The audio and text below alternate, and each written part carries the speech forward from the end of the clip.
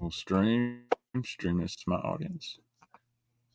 HellaBass and Baitman live. Here we are, combo platter. We're trying to stick to our semi-monthly plan of covering bass fishing industry news and talk. And this week we got a pile of stuff. We both probably overindulged a little bit over the cyber weekends, and we're going to see what the damage is and kind of talk about that. So plenty to talk about tonight. So if you're if for those that were good on cyber weekend, they can live vicariously potentially through us.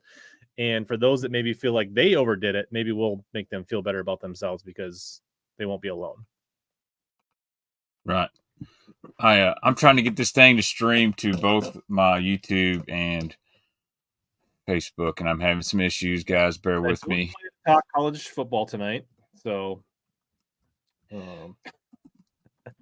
how is this? I got a new mic. I tested it with my members earlier this week. They said it was good. So, let's see if anybody else can tell the difference. But they all thought it sounded pretty good. And we've got the Christmas lights on. So hopefully AJ shows up because we got the Christmas decorations up because it's December. Yeah. All right. I should be streaming on my channel too. If not, no big deal. But what's up, Tom? What's up, everybody in chat? Darius,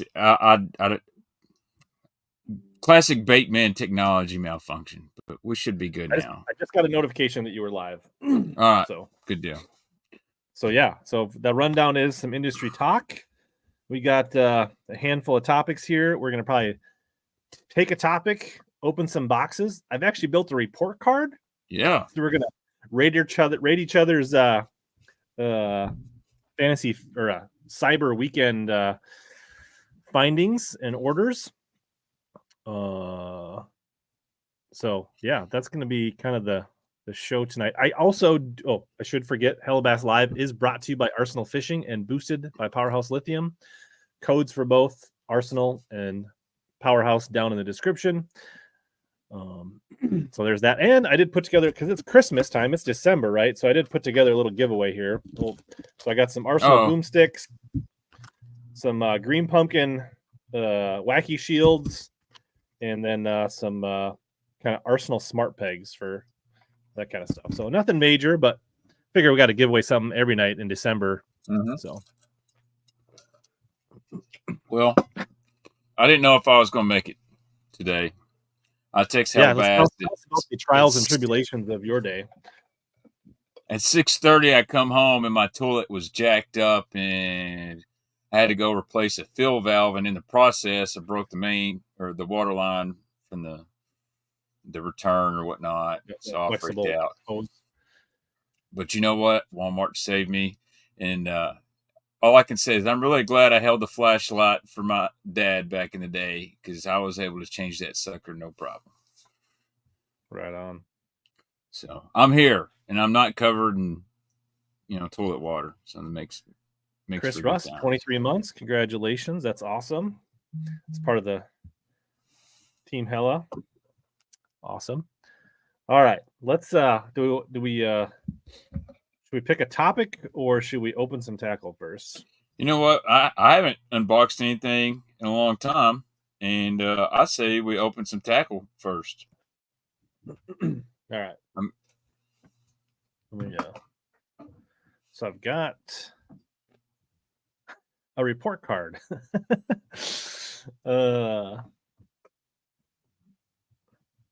Sean's got some toilet issues. Shit happens. That's all I can say. All right. Where do we so we just start at the top of this giant pile here. So this is interesting. So this is an Omnia padded mailer. But so this is actually just like a little extra because Omnia is connected to ShopPay. So you do get like 1% back on ShopPay from Omnia if you've got it linked to your account. And then also like during the weekend, like right before the end of the Monday or sometime during Cyber Weekend, they're like $5 bonus on ShopPay just added to your account, but you got to use it in like the next 3 days. Right. And I had like a couple dollars credit. So this is like nothing crazy, but I had like with the $5 credit, I had like $7 or $8 in ShopPay credit. So context matters in report cards, I think, sometimes. Correct. So the main thing I grabbed, I guess we can go back to this screen here, is some little Hazedong shads in disco stain 3-inch. So some little finesse swimmers. Well, I'm kind of thinking they're really small. I'm thinking as a drop shot bait, honestly. Right. I've got some plans for some smallie tournaments this year. So grab these, because if you're going to use credit, I like to use it on things that are code protected, which Megabass is usually code protected. Correct. So these were like $6 or $7. And then I got this pack of power bait bottom hoppers, which there are 10 worms in here, and I got them in watermelon red magic. Very standard. These were 99 cents at Omnia.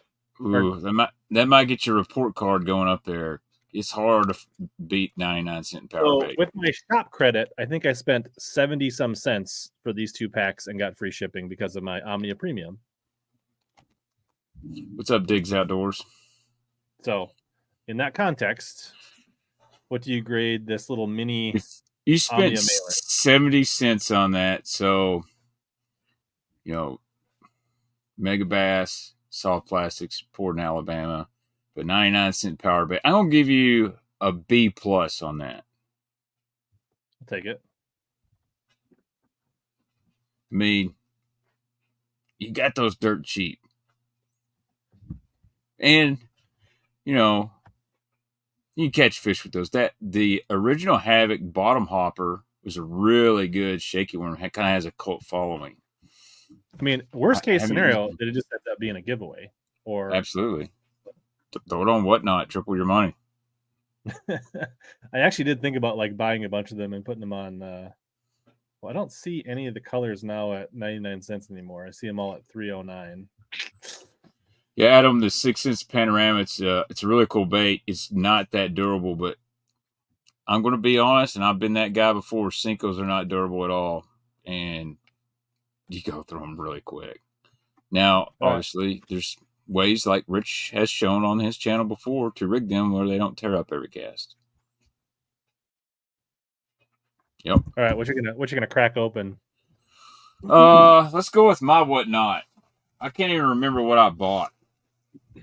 Speaking of Whatnot, I'm banking up some credit, so I'm waiting for your next Whatnot stream. Yeah, man. So I think it's pretty cool. I don't know if you used my seller link or whatnot, but we both can get some credit and start selling. And also, guys, if you sign up, I'm about maxed out. So if you sign up with Rich, you can get the little bonus credit and all that stuff. So it works out good. I'll enjoy the Whatnots. All right. This actually come from guys Justin9160, and I just happened to be on there. He's bought some things from me, so I was like, I'll return the favor. I don't buy a lot of the Guggen baits and stuff, but I seen an OG pop up. I remember getting this for $2.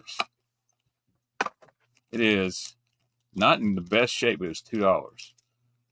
See if I can open this up. I'll have to use a box cutter here. It is a top water bait. It isn't in perfect shape. How do we change the grading curve? We might curve. It's got to get rude. Like if he just starts giving out. I didn't want to just be rude and be like, "Yeah, Rich, you only spent 70 cents, bro. That's a solid C-." All right, here's what I got: $2, a Zell Rolling Pop R. Now it is a little beat up, but you know what I say? It's still got bone in it. Worst case scenario, we can scratch your paint off and we have a little bone pop R. $2. I mean, hooks are still sharp. I'll take it. And you largely used shop credit? No, that was just straight up. No, actually, I think I had. I'm not gonna lie, I spent most of my credit on football card breaks, but I think I had $10 in credit when I got that. It covered it, so. You can rate it. If that was in really good shape, $2 would have been a steal, in my opinion. But I don't know, just for the retro factor, I feel like it's. You're not going to hurt my feelings in either way. I was a C student in school, so just keep that in mind. I'm going to give it a solid B. it's got retro cred, like, and it's you use credit. It's beat up, but it's probably appropriately. Like you would, I mean, if you were grabbing that on the like a fleet sale or a yard sale or something, or $2 all day. Ooh, Okay. Dad, I'll give you a C. So there you go. Dad bod. I can kind of agree with that. I think it having some wear and tear on it, not in the package from a collecting standpoint, definitely a C. Fishability is probably a B plus. All right. So first topic we had, I guess chronologically, was Sure. the Jake. We have one of the big things that happened since last time we talked was the Jacob Vouts video where he, I guess just overall, what's your take on the Jacob Vouts videos series? So, first of all, these are my opinions and none of anybody I'm affiliated with, Sixth Sense or Waterland. But one thing I will say that I was at the Classic where Fouts debuted. I believe that was on Guntersville. I could be wrong. And, he seemed like a nice kid, was young, made the Classic. But I didn't watch too much. It kind of seemed a little, woe is me. I can't get no sponsors because I don't post enough on social media. And honestly, in this day and age, it ain't hard. I mean, I'm going to crack on my dude, Mark, that I film all the time. He just sits there with his iPhone and makes a little 20-second video every morning. And sometimes it looks like it's filmed on a Motorola Razr, but he rotates his sponsors all the time. And, he gets plenty of traction, and then we go film and he posts some cool photos. But you got to have a full-time job. And I kind of quit watching after he made the comment that he talked to a pro angler and his advice was just go fishing and not worry about the rest of the stuff. Well, I'm sorry. I don't know what pro angler he talked to that told him, well, just go fishing. You can't really do that anymore and be on an elite level and expect to get paid from sponsors. I mean, you got to be Van Dam, Jacob Wheeler, Dustin Connell, good at fishing to just live off fishing money. So, yeah, I think that's terrible advice. Started right. I think there's too many kids that are like 12 that are sending out 4,000 letters and emails a week or Instagram DMs like, "Will you sponsor me?" And they've fished like one high school tournament, right? It's like, okay, yeah, you need to go at that point. You need to go fishing and just go fishing first. But at some point, then you have to interweave them, right? There is some truth to like go fishing and then figure it out, but it doesn't mean go fishing and then figure it out 20 years later. Yeah, I mean, look, he's young, and I've been like that. I was young, but when I was growing up fishing, high school, most of college, and after college, it was really before the days of social media. I had I had my Facebook account, the same one I had when I went to community college, but it's really different now.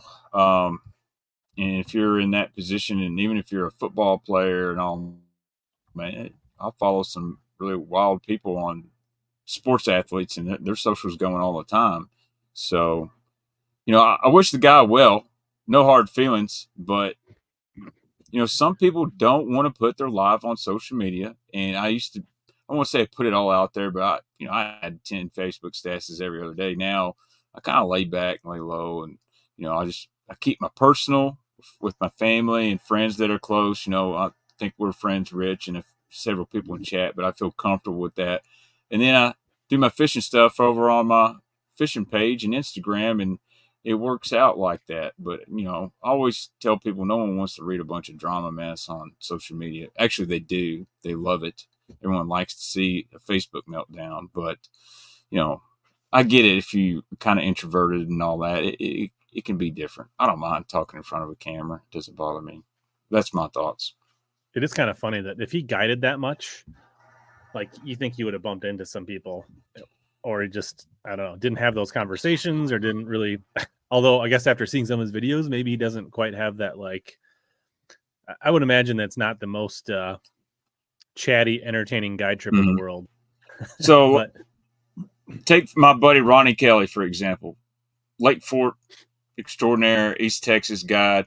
he has an awesome attitude. He's got great personality. He don't fish no derbies. I think he takes his son high school fishing, and he's ran into some awesome people. He's took pro athletes. He's took guys from Whiskey Myers out on guide trips and got great reviews. Everyone has a good time with him, and makes a big difference if you know how to talk to people. You're upbeat, excited, energetic, and he ends up making connections to places, you know. So that was a good point.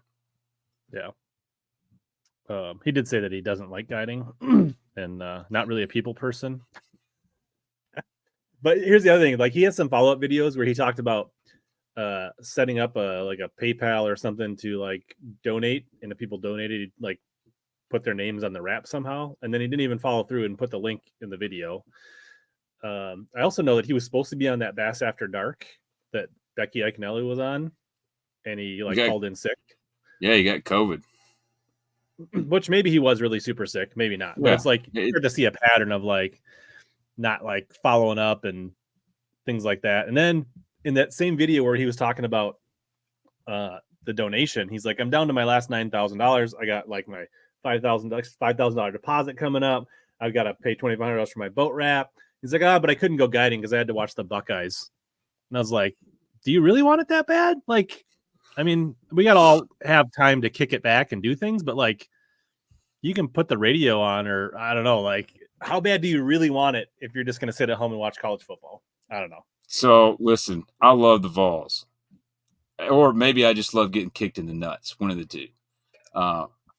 If it come down to me fishing the Elite Series or watching the Vols, I promise you, I'll be hustling to get that money to fish the Elite Series, because you only have that chance once. The Vols might be good once every 20 years, so I can be okay with that. But I mean, how many times have you taken a shift at work instead of watching the Vols? Well, no comment on that, but actually quite a bit, to be honest with you. Yeah, I got to feed my family, dude. How many times have I not uploaded or streamed to YouTube in the last 2-3 years because I'm working overtime or, you know, got to work? And it hurts my channel. I know it does, but at the end of the day, it's free money to me, whereas it's more work for me to do YouTube stuff. But and I don't agree with GoFundMe for that. I think that's silly. You know, if somebody want to help the dude out, hopefully you own a company, a fishing tackle company or whatever, and you could trade a donation for exposure on his boat wrap or sponsorship. I'm you know, GoFundMe should be used for illnesses, you know, stuff like that, extreme situations. I don't mind donating to one, but it's kind of got everybody has something happen and they had to have a GoFundMe. Listen, I've been so freaking broke. I had to shit to get a cent, but I didn't ask for a GoFundMe. And then the next thing he needs is actually just get a microphone, because his audio quality is brutal. So that's enough about Jacob Fouts. Yeah. Sorry. All right. Let's unbox some more baits. Let's see here. What do we got here? Oh. JDM? Go ahead. All right. This is from I rarely buy tackle from this place, but this is from the Thut, the hookup. The hookup tackle. It did have some pretty good deep deals on certain items over Cyber Monday.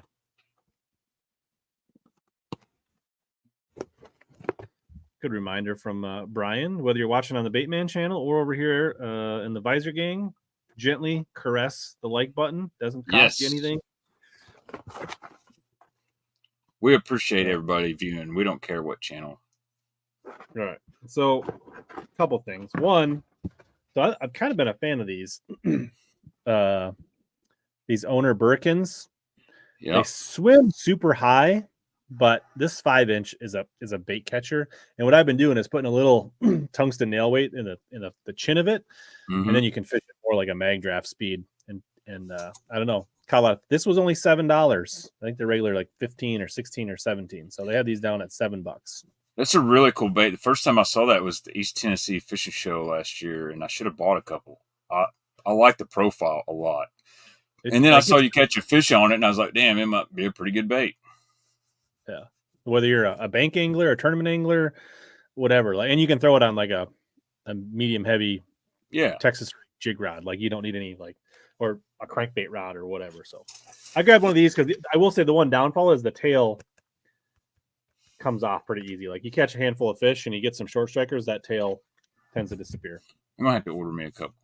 I have a feeling that could be deadly. Then I went and I got a handful of Blitz DRs, OSP. That's probably my favorite JDM company. Yeah. I think these are like chartreuse something. I can't. It's only written in Japanese on the back, but it's kind of like a translucent chartreuse color.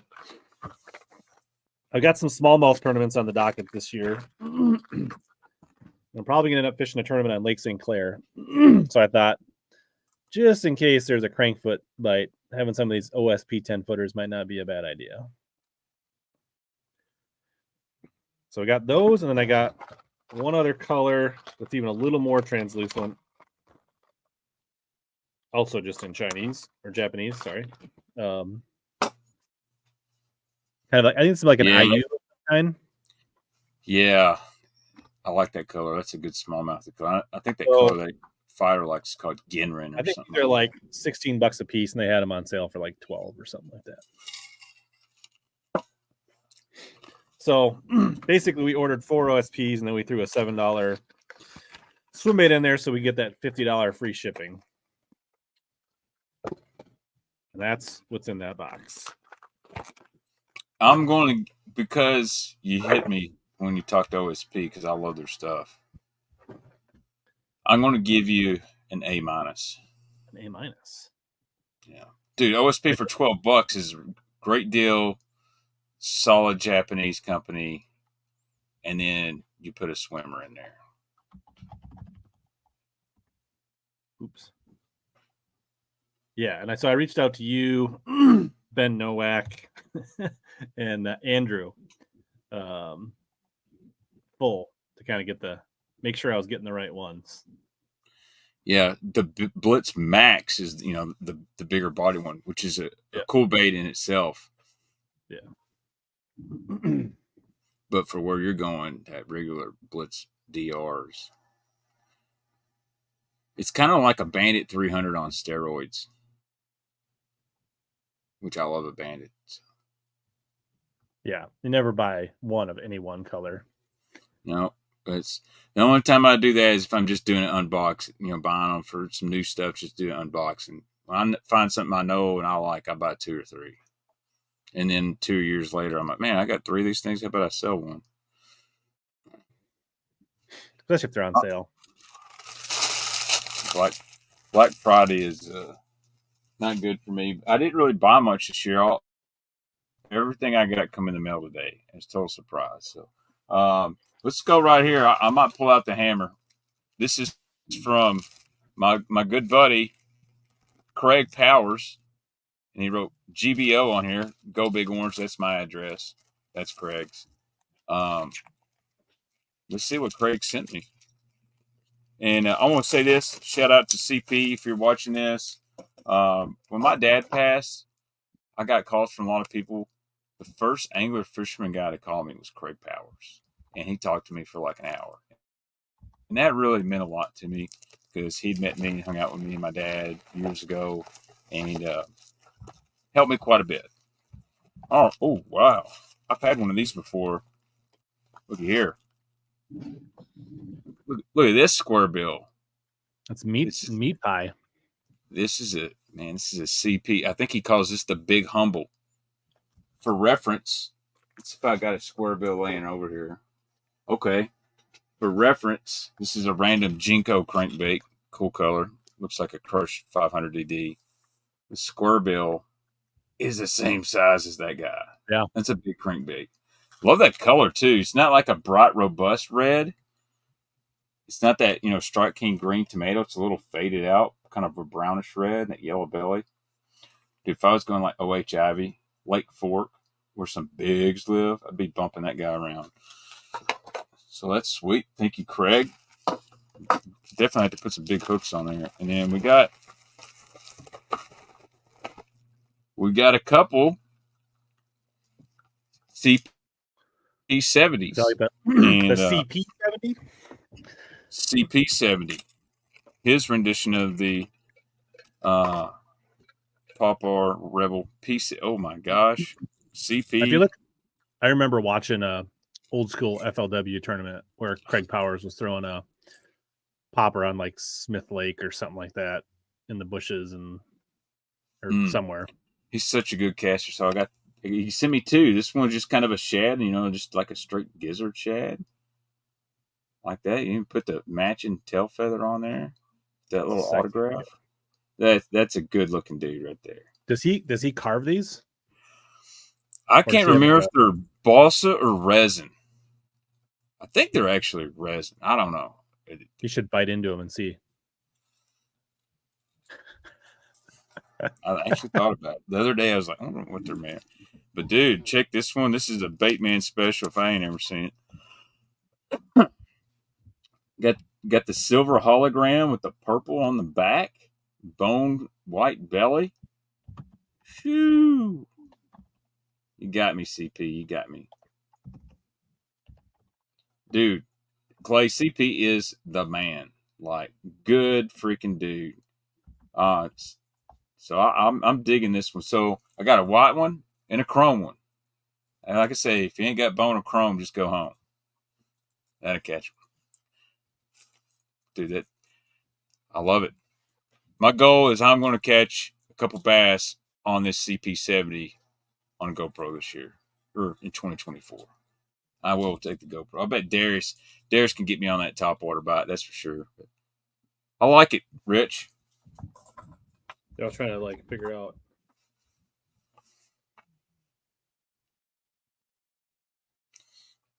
Trying to figure out what the material is, the CP bait.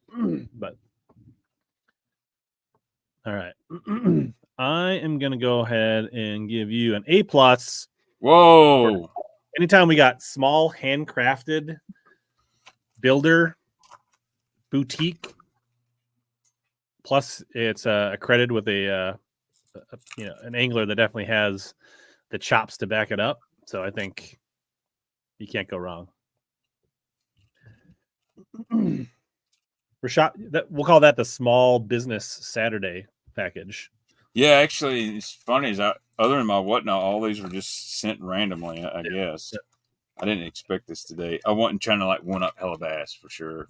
I should have did some black market or not black market, Black Friday actual shopping and compare. But we got Christmas coming up, so we may have Bass and News in December unboxing battle. We could. It is December now. We'll see how things come together. Greg finally figured out how to do his membership chat. Army Outdoors. Yeah, thank you, Ralph. Thanks for hanging out.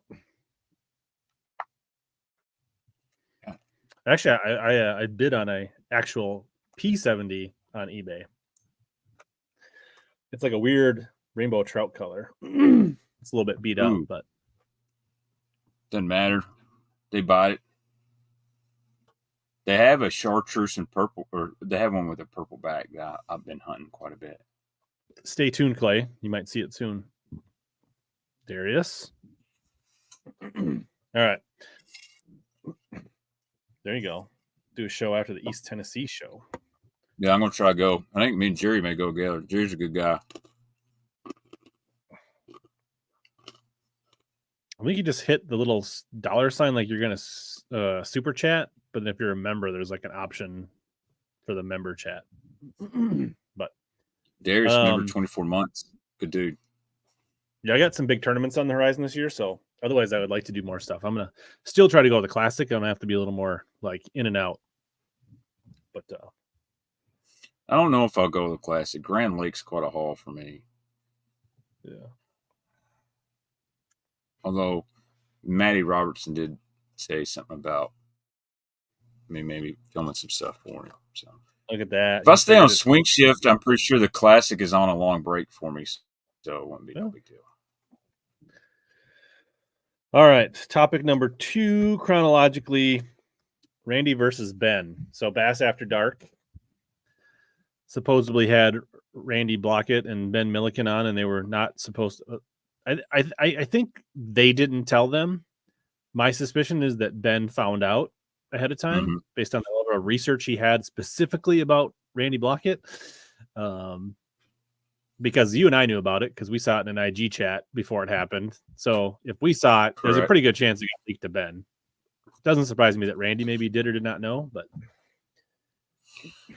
Randy definitely shot from the hip quite a bit. I feel like everybody's talking about this topic. I've seen new YouTubers popping up, Randy versus Ben, people I've never ever seen before on YouTube, and it's a hot topic. And let's be honest, Rich, I'm kind of getting forward-facing burned out. Like I fatigue. get it, whether you're Fatigue. uh, FFF. forward-facing fatigue. Like I get it if you're for it, and I also get it if you're against it. And I just cannot stand whether it's on YouTube comments, Instagram, Facebook. It's either you're going to hell if you use forward-facing sonar, and it's all people want to talk about and stuff that's totally irrelevant, or the opposite. You're a boomer and you suck if you don't want to learn technology and blah blah blah. And that's nothing against Ben, my buddy, or Randy, who's not my buddy. I try to be pretty open about both things. It's just I think guys are really just using it right now to get views. If I'm going to watch a guy about forward-facing sonar, I'm watching it to learn, and you can learn from Ben. And several guys on YouTube got some great videos. If you don't want to, that's okay. Go watch Tactical Bassin. Go watch. They use it too, but their channel isn't dedicated to it. So there's a lot to learn from. Watch Randy Blockett. Randy's actually, if you will suffer through the BS and watch some of his technique videos or talk about bass patterns and migration and whatnot, he's got some good information on there. It's just that when he goes off tangent and he's talking about be careful using red crayons because your fingertips will melt off, I'm like, really, man? Okay. That's how I feel. I'm just forward-facing fatigued. Yeah. A couple of my takes are Randy literally told the same hearsay stories that I've heard him tell on the Mercer podcast and every other conversation he's ever had. Ben definitely was prepared, had plenty of data.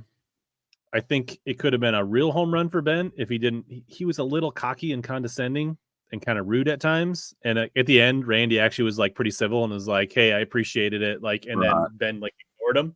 I thought Ben came off a little douchey in that. I think he was a little fired up, and they obviously had some videos back and forth that made things a little personal. Which I guess they were scheduled to be on there together even before those videos, but I don't know. It definitely has got the Bass Boat Central boards all up in a chat. Oh, that's board. easy, dude. That's the armpit of the internet. It's Bass Boat Central.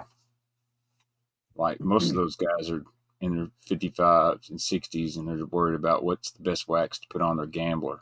But anyway, I actually scripted a whole video about my take on front facing, and I never actually did it because I was just like, I'm over it. I'm proud. But, I'm proud of you, Rich. I actually thought about doing a video that how forward-facing sonar restored Kentucky Lake. I really feel like I could make it 5-6 minutes of it, but I don't have any facts, and I like my stuff to be data-based on. So, yeah. So, I mean, my essential take is it's not going away. It's not getting banned. But I would like to see a screen limit of about 4 units and about 60 inches is about what I'd like to see. So. I kind of agree with Darius. He says, it's a free country. Why are we worried about what other people are doing? Amen to that. You know what? If you want to throw Alabama rigs and Ned rigs, go for it. Don't worry about me over here getting my 1 bite a day on my 9-inch glide bait. We've kind of went from guys that got mad at the swim bait guys for fishing for $200 bait all day versus guys for numbers. Now it's you either fish forward-facing sonar or you don't. So it's always going to be something in the fishing world. Remember the 10-foot rods were a thing? Do you know what the best way to get some CP baits is? Does he have a website? Yeah, Johnny. Get on Wood Bait Nation and search Craig Powers. And when you pull up, send him a message on Facebook. You don't have Facebook Instant anymore. I tell you what, I will get his email for you, Johnny, and I think you follow me on Whatnot. I will send you his email address over there, and so you can get you some CP70s. Yeah, I get that it's like capitalism, and if you can afford it, put it on there. But my two criticisms of that is like every legitimate sport has caps, right? You know, the diameter of a baseball bat is there's a reason they don't use composite aluminum bats in the major leagues, right? There's goalie pads have limits to how wide they can be. Like, you know, they're even bowling balls are very like, right. So like at some point to be legitimate, there needs to be some standardization, right? There's not unlimited horsepower in NASCAR, right? Like, so I think, well, it depends on the track you go feeling to. your cap on it makes sense. And I think what has become like the normal standard equipped bass boat is getting out of hand. And not that like putting a 60-inch limit on screens is gonna like make boats like 80 grand all of a sudden, but at some point we have to cap it to Right. make it. You can't just like, you know, 5 years from now it might be $150,000 because like the standard is going to be 7 screens and 93 inches of, I don't know. So I mean, I think we have to self-police to some degree, and I think that's my opinion. So Yeah, I mean, I agree with that. You know, I could see a inch limit and screen limitations. You can take your pick. You can use up as much as you want behind the wheel of your 60 inches. So, but then when you go up front, you've only got 20 inches of screen. Or you might see some guys have one 12-inch unit and they've got 48 inches up front, you know. So at least they'd have to like think about it and be clever, like and right. I mean, and this I have it. I can afford it. I've got plenty of graphs. I mean, like, so it's not like a lot of the people that complain or think there should be, right, are people that they don't have it, that kind of stuff. So, Hey, I don't have it. I don't even have a boat right now. My buddy's putting it on his kayak. I think that's pretty cool. But I saw one comment and I kind of agree with it. But then I got one thing that says, it basically said about Mark Johnson. For tournament fishermen, I don't blame them for using it. I don't use it because it takes the fun out of fishing. In a way, I agree with that. But I will say, one thing I found out this fall, I was catching bass on a topwater, and watching them come up from the bottom and chase your topwater to the boat and eat it, that's exciting. Okay. And it made me realize how many fish actually are probably chasing your bait, because I probably had 20 or 30 different bass come up and follow it, and I never would see them. And then you'd get a single out of it, and you see it shoot up. And I'm thinking, man, how many bass are really have always been looking at that topwater I didn't realize were there?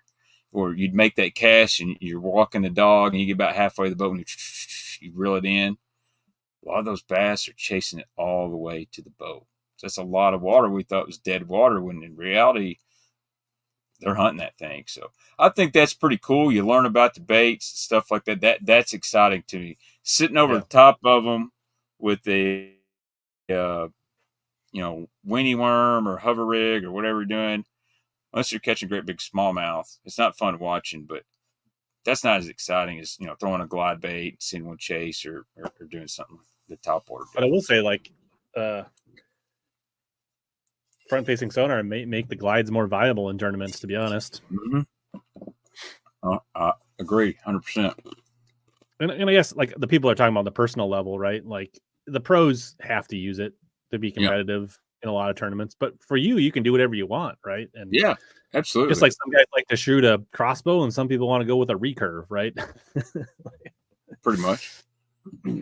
I mean, dude, I love flipping and pitching. I know I live on ledge late, but there's something about flipping a soft plastic or jig in a bush, and you feel that thump, and you sit the hook and hear them branches break. That's awesome. I don't think you're going to be scoping many fish in a bush. Although I've heard some anglers around Santee Cooper were scoping the cypress trees, the bases, and seeing fish move around. But it's all what you like to do, man. Absolutely. Well, we're going to get a quick word from the dream team here. And then, Are you ready to reel in your next home purchase or refinance? Supreme Lending's Dream Team can help guide you through the entire mortgage process, from pre-qualification to closing. We have a wide variety of home loan programs in our tackle box, including down payment assistance and first-time homebuyer options. You can ask HellaBass. He trusted us to help finance his home. Contact the Dream Team today by searching Supreme Lending Dream Team or click the link below in the description or scan the QR code on your screen. I really think the ad looks better with the Christmas lights on it. It does. So I'm glad you locked in. I'm glad you locked in those low interest rates, Rich. They're coming. There's going to be movement. When the movement happens, the Dream Team will be ready for you guys. Can you click on Johnny's comment and pin it or not? I was wondering. No. Can you? I want to. No? Okay. Thanks for the $2 make you holler, Johnny Jenkins. That's what we're here. We like to learn baits and bass fishing and goof off. So speaking of baits, let's crack open another box. Let's get her going. The tackle trap. Legendary tackle trap. I spread the love. It really started out slow. I don't think I hardly bought anything until I think what it was, I was up at that hockey tournament with my daughter in Grand Forks. We had a lot of time when we weren't playing games. So I had a lot of time to read like the Facebook groups and all the stuff where people are chatting and started surfing websites and finding things. So I think this was a Monday night decision here. And so actually I don't even have this one on my list. Uh-oh. Gotta add it to the scoreboard here. Ooh, there's a big. It's actually there was one big item in here.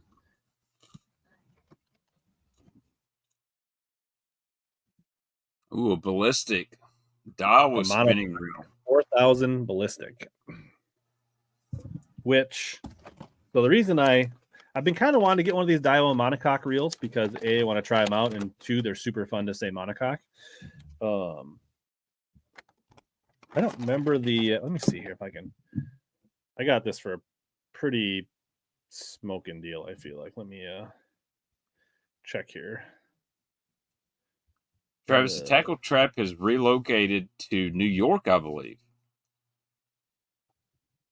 I think some investors ended up buying it, and they're based out of New York.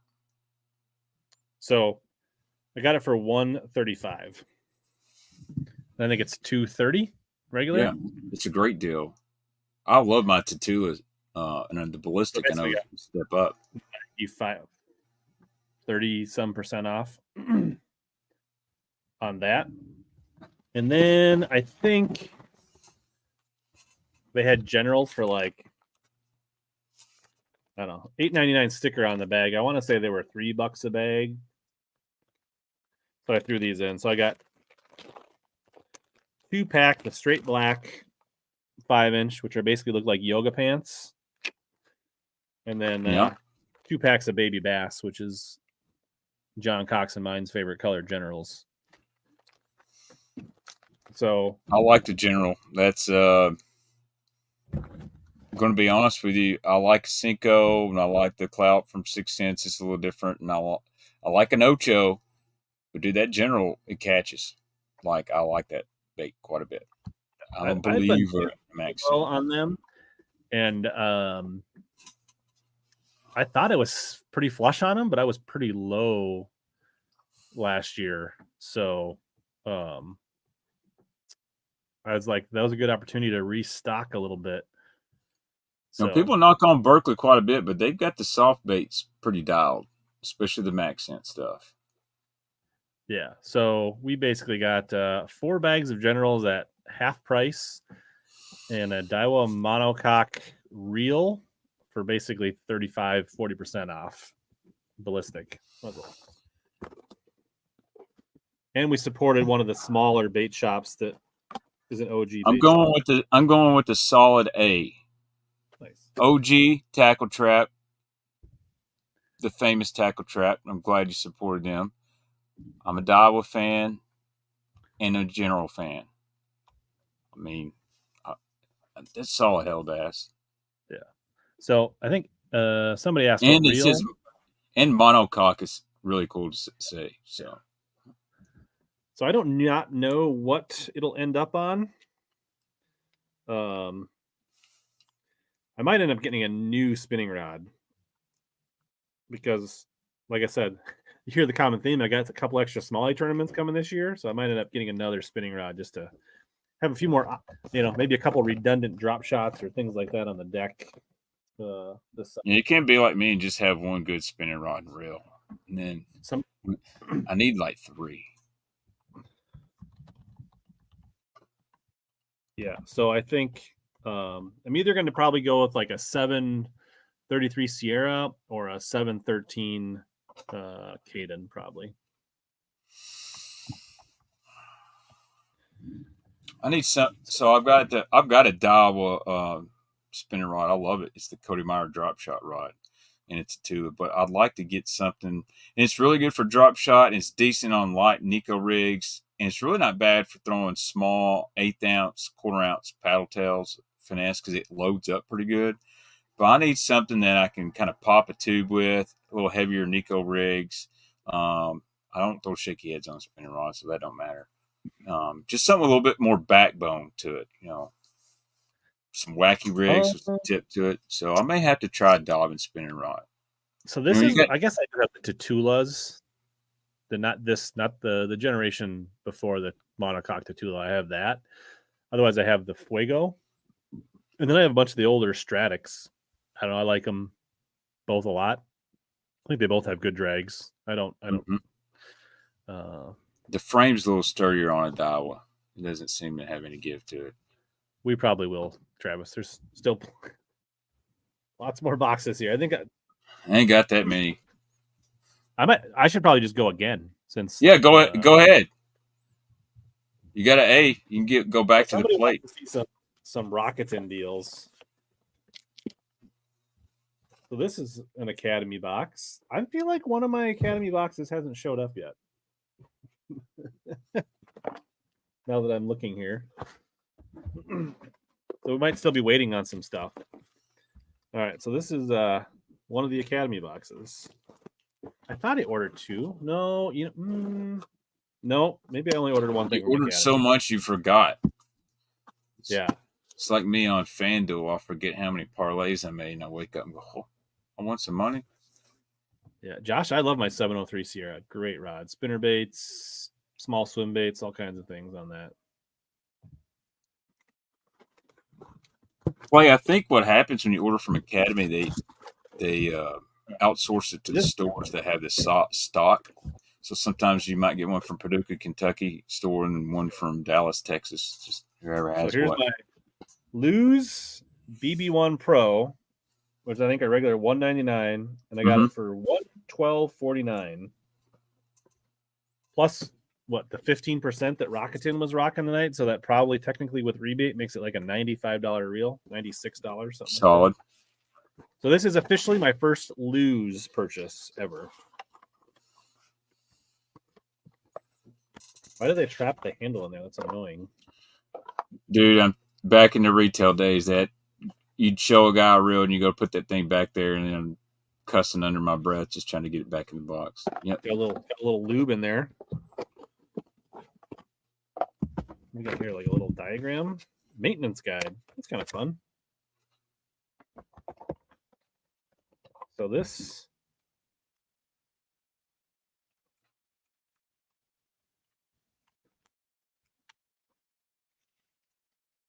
feels like it could maybe use I got one. It's definitely older than that. It's rigged up here on a rod. So I went with the 7, I think. Does it not say on here? 7.5 to 1. Not sure what I'm going to use this for yet. Seems like it's a little small for a frog reel. It's a good swimmer reel. Yeah. I don't know. Yeah, your frame, you got the new style frame. So they discontinued that BB1 Pro and then they brought it back with the new frame. Mine's old and I got a big wide spool on mine. Not a fan of the paddles. Yeah. It doesn't feel weird. Obviously, when I put it on I noticed like this is different, right? This bigger like gear chunk there. I guess I'll have to see what that feels like on a rod. So it's a solid reel. So we got magnetics on the side plate, then your tension knob. I mean, aesthetically, they're a pretty good looking reel. Yeah, I like that wide spool, Rusty. Like mine's a 6-1. It was my dad's, and he didn't use it very much. And I'm gonna throw some 20 on it and make it kind of a. So this is basically my first foray into a non Shimano Daiwa reel in a long time. I guess I've got one Dobbins baitcaster, but so we'll see. But for less than basically more than 50% off, it was worth a shot. I guess if I don't like it, I'm sure I can sell it for $100 on Whatnot. So, we'll see, and give some content for the Lose guys. I'll give my opinion on it once I fish it, and then I can give an honest opinion after I fish it. What's up, Dan T? Be a new version coming. If these are marked down that much, I don't know. So, my opinion, because you reached out to me, you said, "Hey, what's the Lose deal?" So I've used several of Mark's Pro TIs, good reels. The new Hyper Mag. I've never been a fan really of Lose high-end reels. I thought their market and their better reels were the lower end to mid range, $99 to $199 reels. I thought that's where they really good, and they ate up a lot of market share in that $100 or $99 to $150. But dude, that new Hyper Mag is pretty boss. But the one I really, really like, and this is coming from a Shimano Daiwa guy, is that SLP pitching flipping reel with the shallow spool. That is a nice reel that they've done. They actually had that for the same price. I ended up not going with it. Yeah, I think Dustin Taylor ended up getting 2 of those through the deal. My question is, will it be as good as this guy, the gold standard, the E7 Corrado? I've got several of those still. I mean, they're just built like tanks, man. Built like tanks. All right. I actually have set a couple of them up, though. I'm gonna not lie that I've actually stripped out gears and anti-reverse and things like that on them. But all right, BB1 for $100. I'm going to give you a B1. A B1? A B.1. All right, fair enough. That's kind of like a point spread.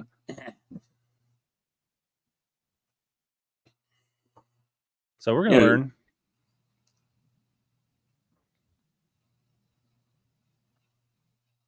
Yeah. So, yeah.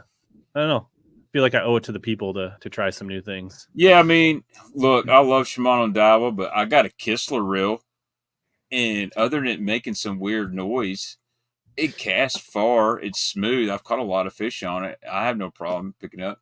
Y'all have all seen that Chinese thing I've got that's iridescent blue and chrome. Dude, that thing will hum a top water. Jerry Hall is my witness. I could freaking fling that Magnum catwalk out there till the braid ran to backer on my reel. It's just heavy. It's really heavy. All right. All right, you ready for some more Bassin news? Sure. Let's talk about Boatworks.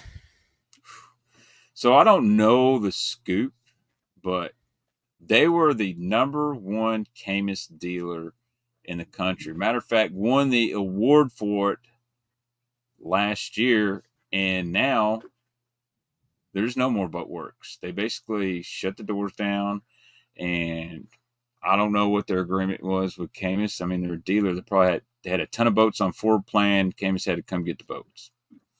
Yeah, it's not really good for the boating industry right there. Yeah, I mean, I've heard some rumors about like the owners splitting up. Maybe they were a little overextended through, killing things during COVID, right? And then getting a little out front of their skis. I don't know. Sounds like Baitworks and Boatworks separated a while back. So Baitworks is not affected by this, which they had some actually pretty deep discounts. I almost filled a couple times, but I didn't. But they had some good stuff for Cyber Weekend. And so those are separate. But yeah, it sounds like there's a lot of Camises that got let go pretty cheap, and there's some that are getting returned to the factory that were on floor plan. I know Ben Milliken talked about in his video about returning his because he had some kind of a demo deal on his. Short term, not good, because there's probably a fair amount of boats that are hitting the market pretty cheap, which is, I guess, could be good for people wanting to get a Camus. There's probably some good deals out there, but the people that that aren't selling the over leveraged Boatworks Camises, it doesn't help the market for the rest of them. Right. I saw a really good deal the other day. A guy in Texas had a 2023 CX20 for $59,500. I'm like, what happened? What stump did you hit in it? Yeah, that's exactly why I'm not in any. We'll see. We'll reevaluate next year whether I decide to sell the Camus and order a new one, but it definitely wasn't going to happen this year. Yeah. I think, someone said that interest rates are coming to the boat industry too. That's one thing I was going to talk about. HellaBass. It has not slowed down the housing market. People are still buying houses here like crazy because they're afraid they're going to be paying 15% interest. But right now, dude, even if you got good credit, it's going to be hard to see less than 9% on a brand new bass boat. And so that hurts. And you go through a credit union. There's a good tip. Go through a credit union. You can get a little bit better rate. You got good credit. But, I'm running this page on Facebook. You can look it up, Bass Boat Universe. Everyone sells their bass boat on there. I'm telling you, there's more things that's on there than Bass Boat Central. Now it can get a little gruesome sometimes because everybody's a keyboard warrior. But I've noticed the price of new boats, that didn't sell a 2023 are considerably a little bit lower. And the used boat market's starting to, I see a lot more good boats being marked down, a couple grand. It's just this thing about the economy. When people are worried about getting food, putting milk, make sure they got gas in their vehicle, they're probably not going to make those pleasure purchases, I like to say. Your four-wheelers, your ATVs, your bass boats, those kind of things are the first to kind of suffer. And I don't think Camus is any trouble. I think they've got a little following. They make a good boat. Earl knows what he's doing. Will they scale back production? Possibly, more than likely, but I think everyone's going to start scaling back a little bit. So just because you scale back don't mean you're going out of business. It looks like if I wanted to at my credit union, I could get a 6.74 for up to 60 months. That's not bad. That's still high, but yeah, I mean, it's double what the interest rate on my Camus. But I think also people need to realize that, I think Rick Pierce said it pretty well, is that people today are not used to these interest rates, but these interest rates were very normal 20 years ago. If you go back 40 years ago, our parents were paying double digit interest rates when they were buying houses and cars back then. True. So my dad said he paid 18% on his first house that he built. Our first house, he built it at 8%. I'm like, wow.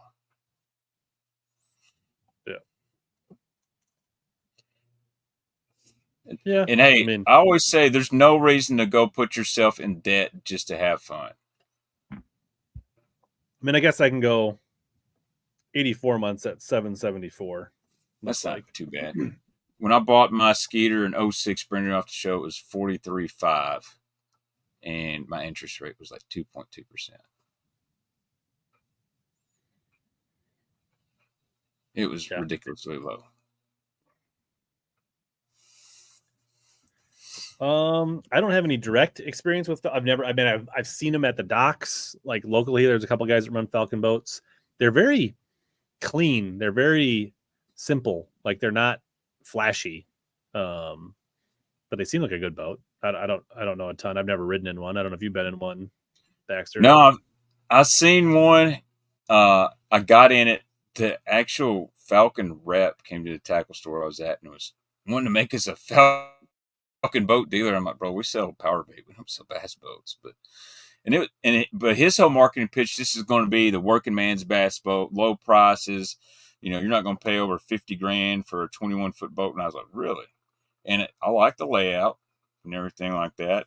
And then they come out and they're like $75,000. Slick Johnson's got one, I think. He loves it. No, the people that have them, and the people up here in Minnesota, the people that have them don't have deals on them. So, and they seem to like them. So I mean, there's no reason for them to say they like them or love them other than they just spent 70 grand or whatever, 80 grand. But yeah, there's no way for a bass boat to really, like, I guess if you call like a tournament ready bass boat to be 50 grand. Can you buy a boat and a motor for 50 grand? Maybe. But like with, spot lock trolling motors and shallow water anchors and 4 graphs, and it just doesn't happen. I say Epic Eric has entered the chat. What's up, Eric?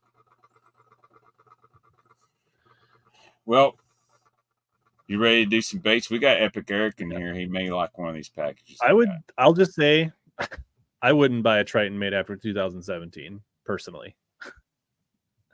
2013, 2014, that's the golden years of the Triton hole. 2017 not the fastest to White River. So I'm a Triton guy. I love them, but I don't like the brand new. Well, I want to say I rode one like the XRT, and I liked it, but dude, you get like a 2007, 2006, that fast hole with the 250, they will freaking scoop. And call me biased, but that was back when I was fishing a lot with my partner. We won a lot of money out of it. So Triton Gold was different. That was like the really first good contingency program today. Yeah, Triton Gold and Skeeter real money. You could win $3 grand or $2 grand in Skeeter real money with 30 boats in term, as long as it was sanctioned. A 1-2 cashed in some real money. All right, I guess we got Eric on here, so we'll get some baits. This one's from Santa, so I'm guessing somebody from Woodbait Nation sent this. I opened my first Secret Santa last night, but I run that thing and I just do it for fun.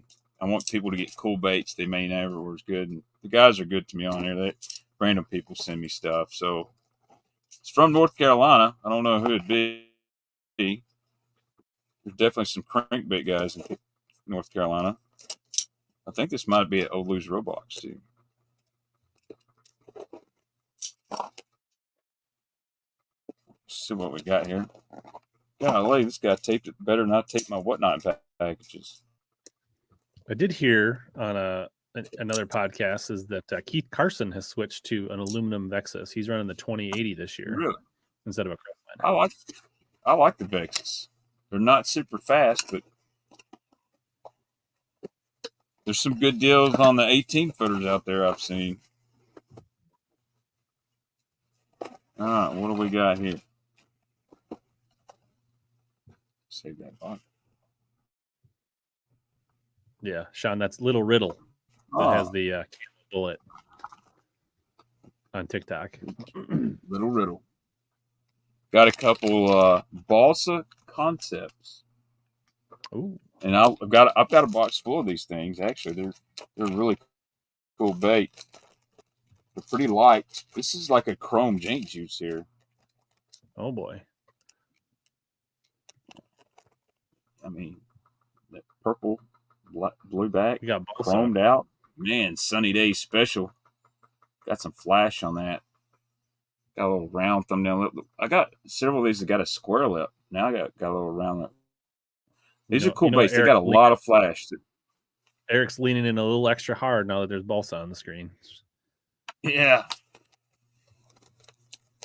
Darius has been carrying them up there on Kentucky on the Marty bait. And then we got another one that's actually, I don't know if it's going to show on camera. This is actually a purple, not a blue. And it's got that hammered full finish to it. I like this. I like them both. So whoever sent that to me, I appreciate it. I'm kind of. What'd you say? You said these were catching. Balsa concepts. Balsa concepts. I don't think he's making baits anymore. I think he quit making baits last year. His name was Andrew. Really, really nice guy. I've got several of his baits. They got a lot of flash. They're not a burner, so that's the only thing about his baits. You can't burn these. These are great when you're some slow cranking up shallow, bumping some stumps and some riprap, fishing in the cold. These are cool. Thank you, Santa. Yeah, Andrew Mullins was the guy who owned Balsa Concepts. All right. We'll give a solid A for Balsa Concepts. good looking baits. Right. If there were burns, we'd give you an A+, but since they're just balsa concepts, we'll give you an A. I've got some Martys, but they're not ones. They're not your Martys.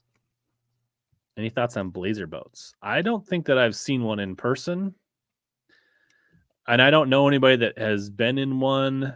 That obviously like Cliff Crochet, Dean Roll, guys that are on the blazer teams. So, I have no experience on them other than the pros that run them.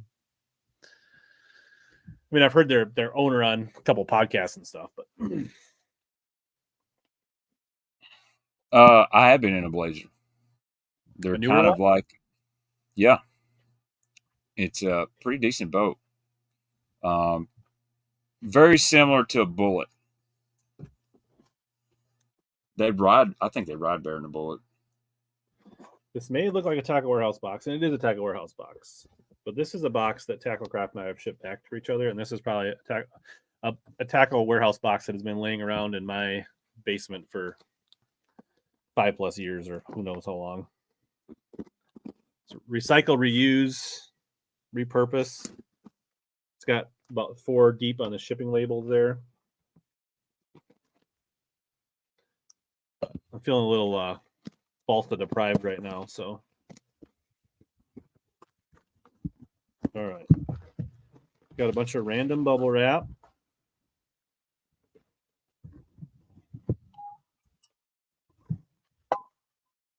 Put that in the packing material box. That's interesting. All right. So we got 2 little gift boxes here.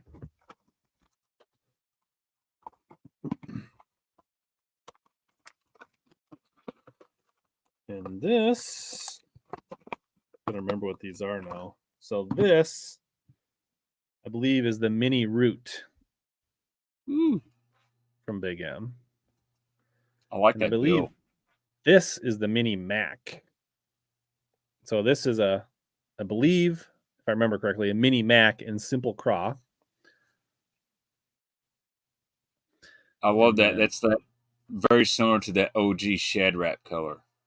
Yeah. Crawdad. Just catches. Yeah.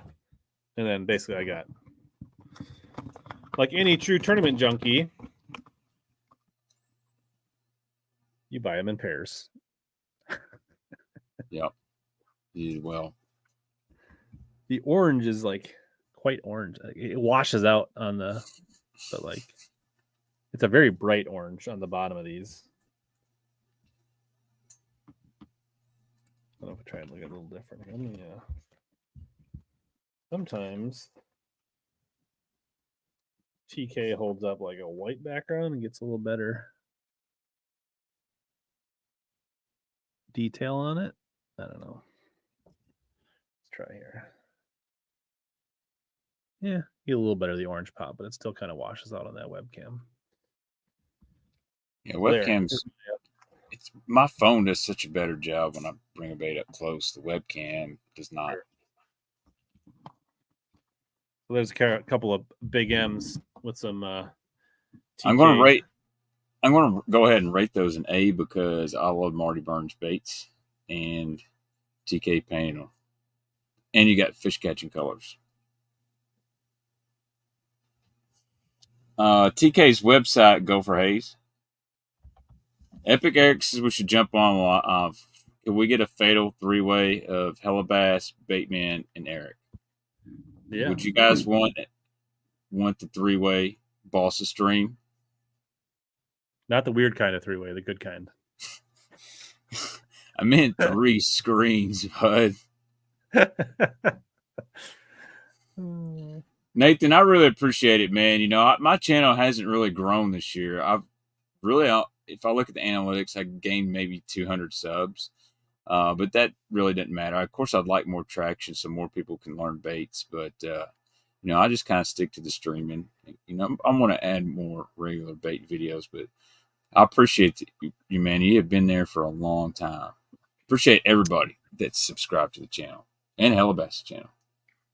So TK's baits are a bit, well. Yeah, so I gave you. Oh, go ahead. His Big M baits So Marty Burns carves them, and basically the only way you can get Marty Burns baits are either through Tacklecraft or Epic Eric. Limited quantities, very limited. And so basically to get if you're not a Patreon member for Tacklecraft, you have to be extremely lucky to get one of those baits, because when they go, a lot of times they sell out in just a couple minutes, and the Patreon people get the heads up on them. He does occasionally do like he'll do he'll do some like 1.5s and things like that.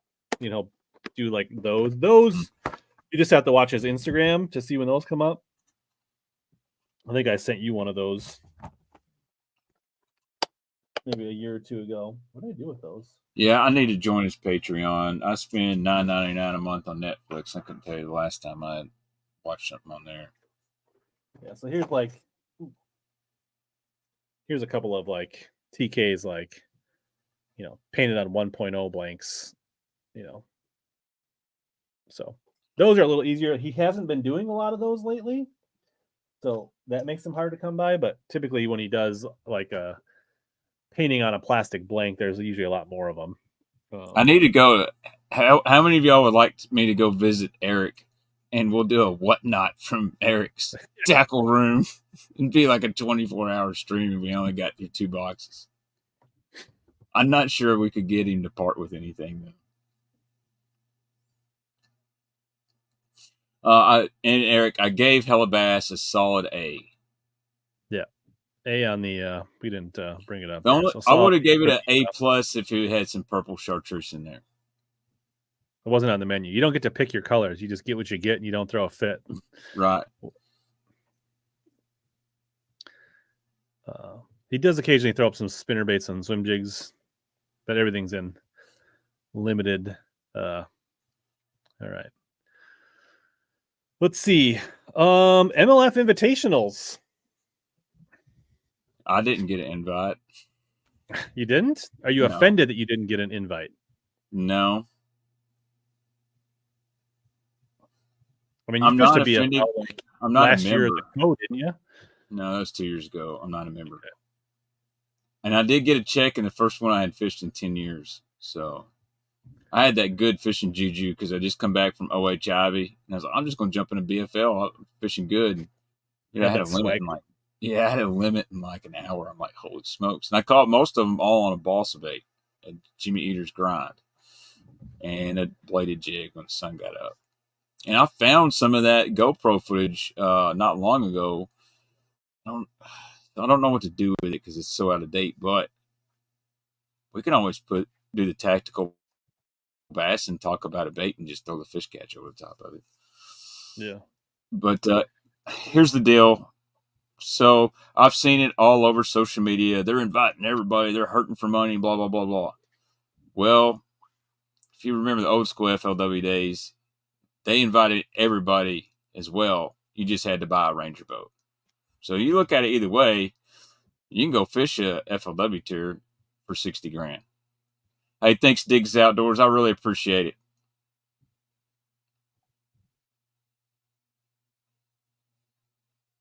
Yeah. I mean, so yeah.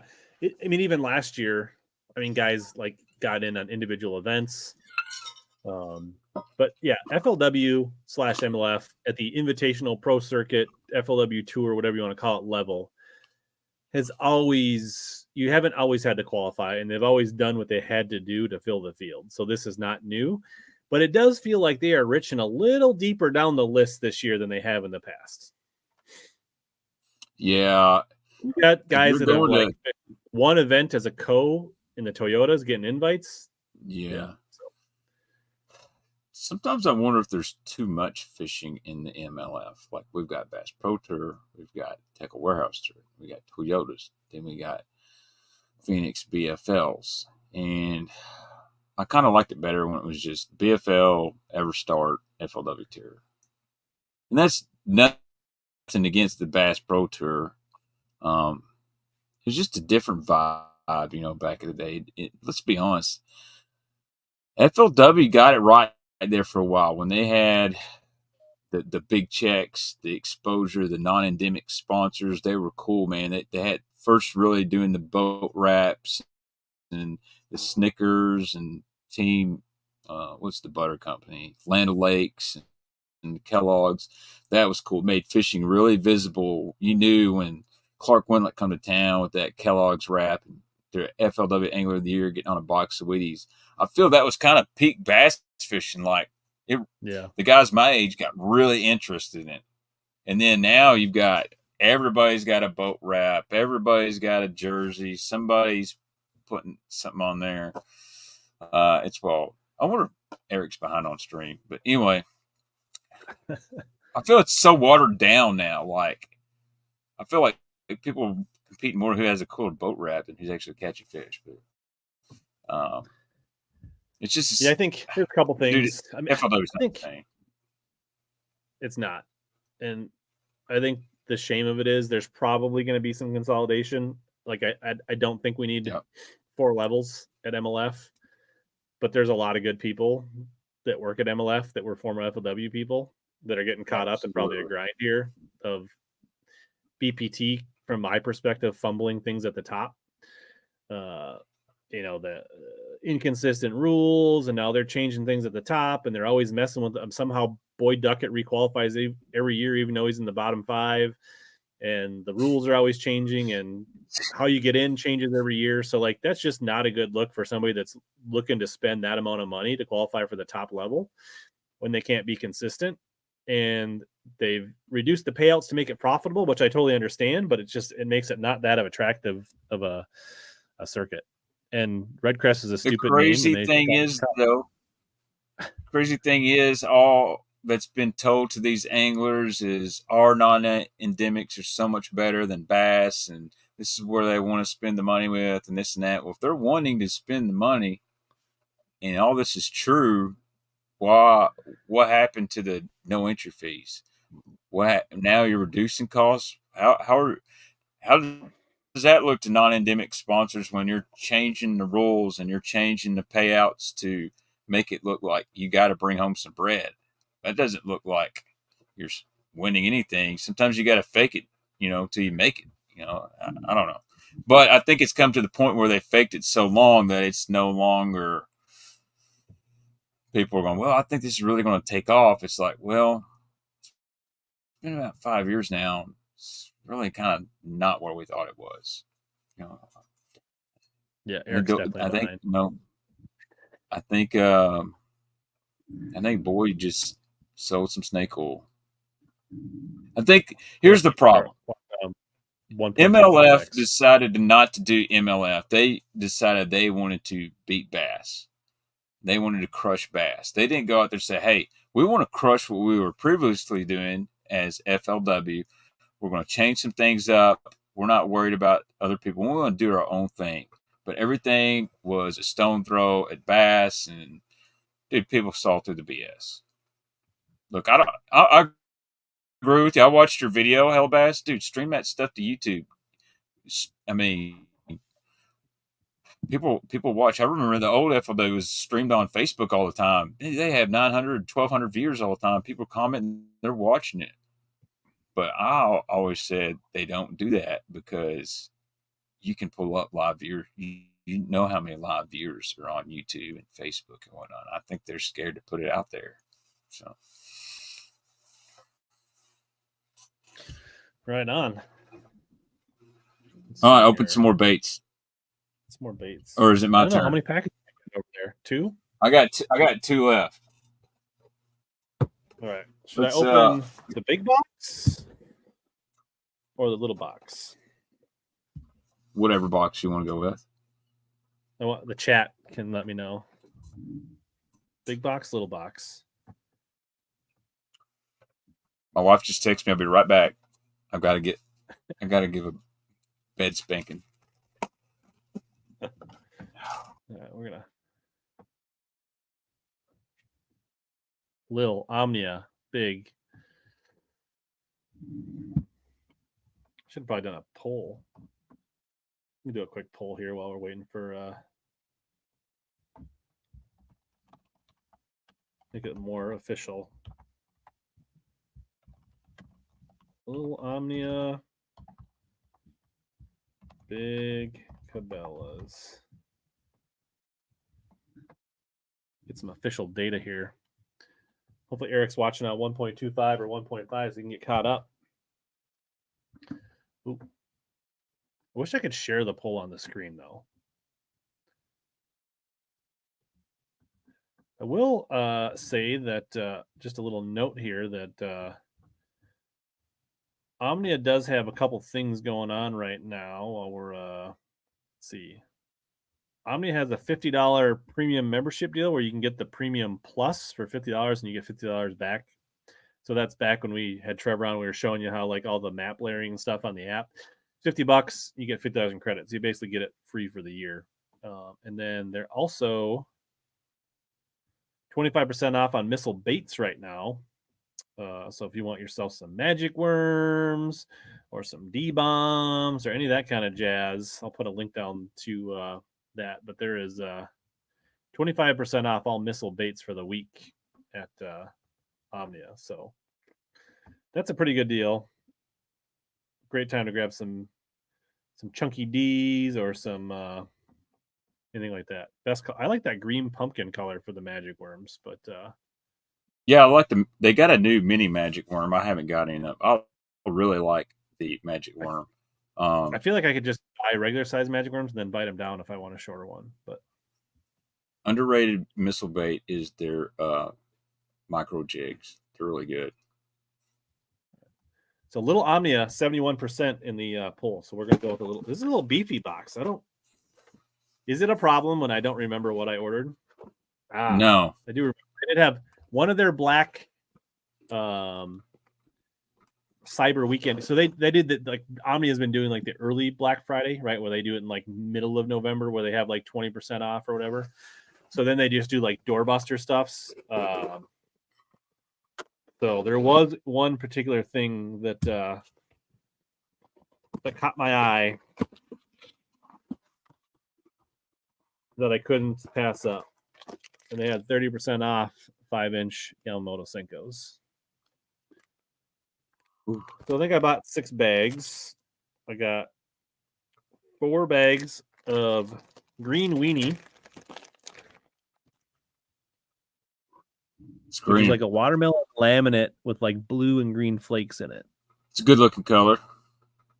As you can imagine, up north with clear water and bluegills, that's pretty decent color. They used to make a color that was like a watermelon blue flake. I really like a watermelon green pumpkin laminate with bluegill colored flecks.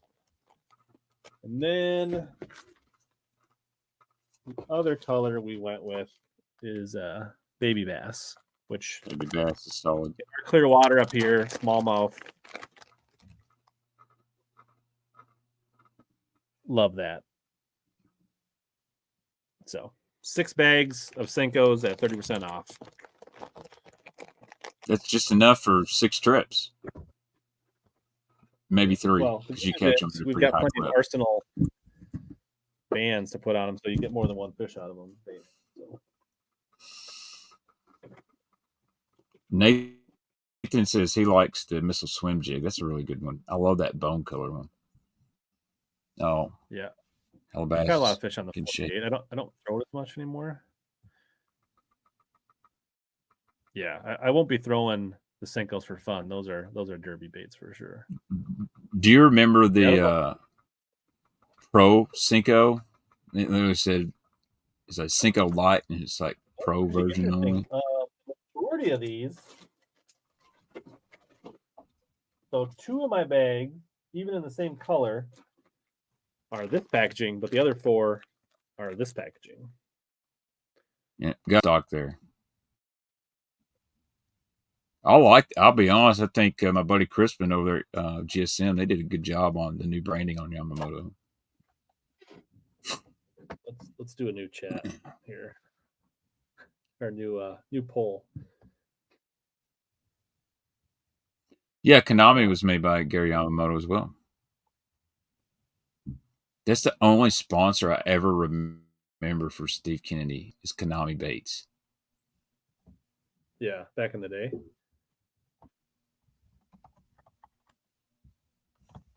Eric's definitely behind. I don't think he realizes it and keeps chatting.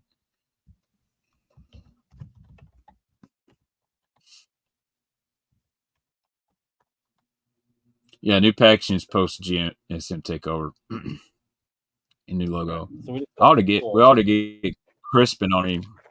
For those that don't know, this is the old packaging that's been around for, I don't know, 20 years, pretty close. And here's the new stuff since the GSM takeover, which is probably in the last 2 years, year or two. So let us know. What are the fans like? Darius, Wilderness Sports is actually the company that owns Tackle Warehouse. So they own Tackle Warehouse, Running Warehouse, Tennis Warehouse, Golf Warehouse.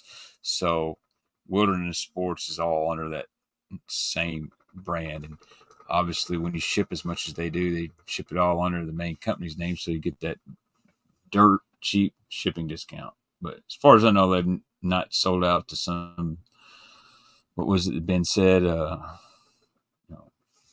Big conglomerate company. It's just I do think that it's always for new customers, the new packaging is going to be better. For people that have, and I don't think anybody that likes the old brand or has been around is going to stop buying Senkos based on the packaging. So it might actually be old packaging. I've got that old packaging Senkos that the logos and stuff rub off on. You know what I'm talking about? The flaking and all that stuff. The bags. Yeah, the bags don't even feel the same. Like Reaction Innovation bags were really bad for that. Like they would peel. And also Lake Fork would delaminate and places look like the Water Gremlin sinker bags. Absolutely. God, yeah. They were just hold on. I got you. Like pad printed, like just clear bags. Yeah. I know which ones you're talking about. They're literally almost like a sandwich bag, and then they just had like block pad printing on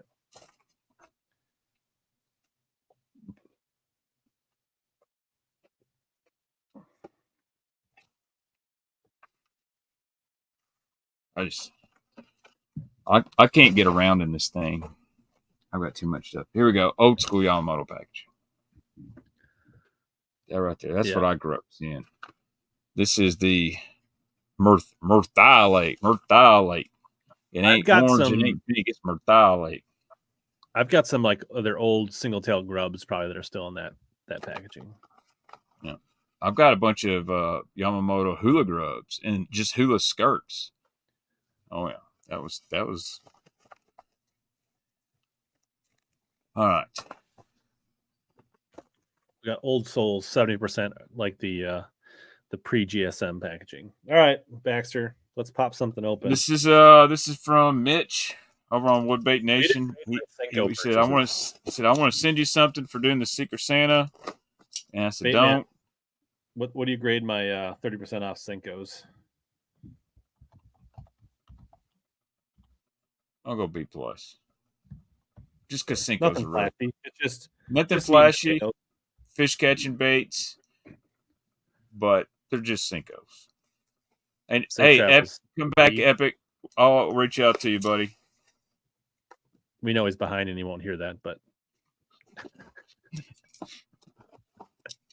see what Mitch sent me. I'm gonna save this box for Whatnot. I'll be on Whatnot Friday night, probably 8:00. Got a bunch of Strike King. I'll be there with my newfound credit. So Mitch sent me a card. So Merry Christmas. Thanks again for running the Secret Santa. I appreciate it. Well, I appreciate we had 88 people participate. And it was hectic pairing everybody up. I got one bait. One bait from Mitch. There were $7.49, 30% off Clay. So that's $2 off. Is that right? My math right? Yeah. See if there's an invoice in my box. Ooh, what have we got here? Since been fished. Look at this little flat-sided. Ooh. Too bad Eric left. Holy smokes. I wonder, I don't know, what is this? It says It's Mitch's bait. Mitch made it. Mitch, Nice. that's sweet. That's even got some like JDM boss vibes to it. Oh man, I like that. I can see a little bit of a little, almost kind of got a riddle body in it, a little bit. You know, I guess Mitch hand made this. Got that. I love the flake in there. That's something people don't do anymore. They do not glitter their baits. I love the glitter in that. That's a fish catching color right there. He's got some bait building game right there. Love the lip. Mitch, I appreciate it. Merry Christmas to you, man. I like it. That's it. One box, one bait. Like the Portnoy, one pizza, one slice, one bite. Got one box, one bait. Like that guy. Oof. All right. I'll give a Mitch. Well done. A.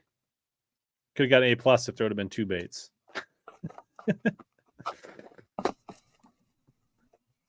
I think HellaBass is getting too much credit. Getting into baits, or is he build baits, or I guess what's the story on Mitch? I'm guessing I've seen him post some of his builds, and I've always said, man, that guy does a good job. And I looked at the name, and it's got his last name on here. And so he's on Wood Bait Nation. So guys on Facebook, join Wood Bait Nation. I love that group. I know Jerry's on there. I'm pretty sure. Is it like a good like wholesome group, or is it like toxic? It is a good wholesome group. It is not like Swim Bait Universe, like or you got builders on there. So if I got on there tonight and said, "Hey guys, I've decided I want to start building some balsa baits. Do you have any tips?" Swim Bait Universe would tell you to go screw yourself and blah blah blah. Those guys that get on there and like, here's the first thing I would do. You know, write your design on a piece of paper. If you're going to paint, here's what kind of clear you need. Here's my recommendation for air guns. Guys tell you different stuff about the lips. Guys post on there all the time. Hey, do I need to build, or I want to do a wire through bait? And guys that get on there and they help each other out, and that's a really cool thing about that group. But you get on Swim Bait Universe, it's like, by God, you better not put a joint in that thing, or you're knocking off Piz swim baits or some other garage builder that nobody ever heard about. I made that. That company knocked me off too. So it's wild on there. But it's okay if a popular builder makes something that's similar to somebody. Don't get me on that. It's not okay for Rapala to make a plastic that looks like somebody else did, but it's fine if Jim Dandy in his garage knocks off one of the big companies. I don't get it. But anyway. For people that came in late, I am going to do a little giveaway here. I got some Arsenal boomsticks, some of their green pumpkin shields, and some of their smart pegs for Texas rigging. So keep hanging on. We'll do that here in a little bit. Since it's December, since it's Christmas, we got the lights on. We're going to make sure we give something out. So I got this big Cabela's box here. I got to shut my door. Because they had some pretty good sales, and they had 15% off on Rakuten, I think. So, and they had, so these came in a separate envelope. Baitman's not here. Gravy.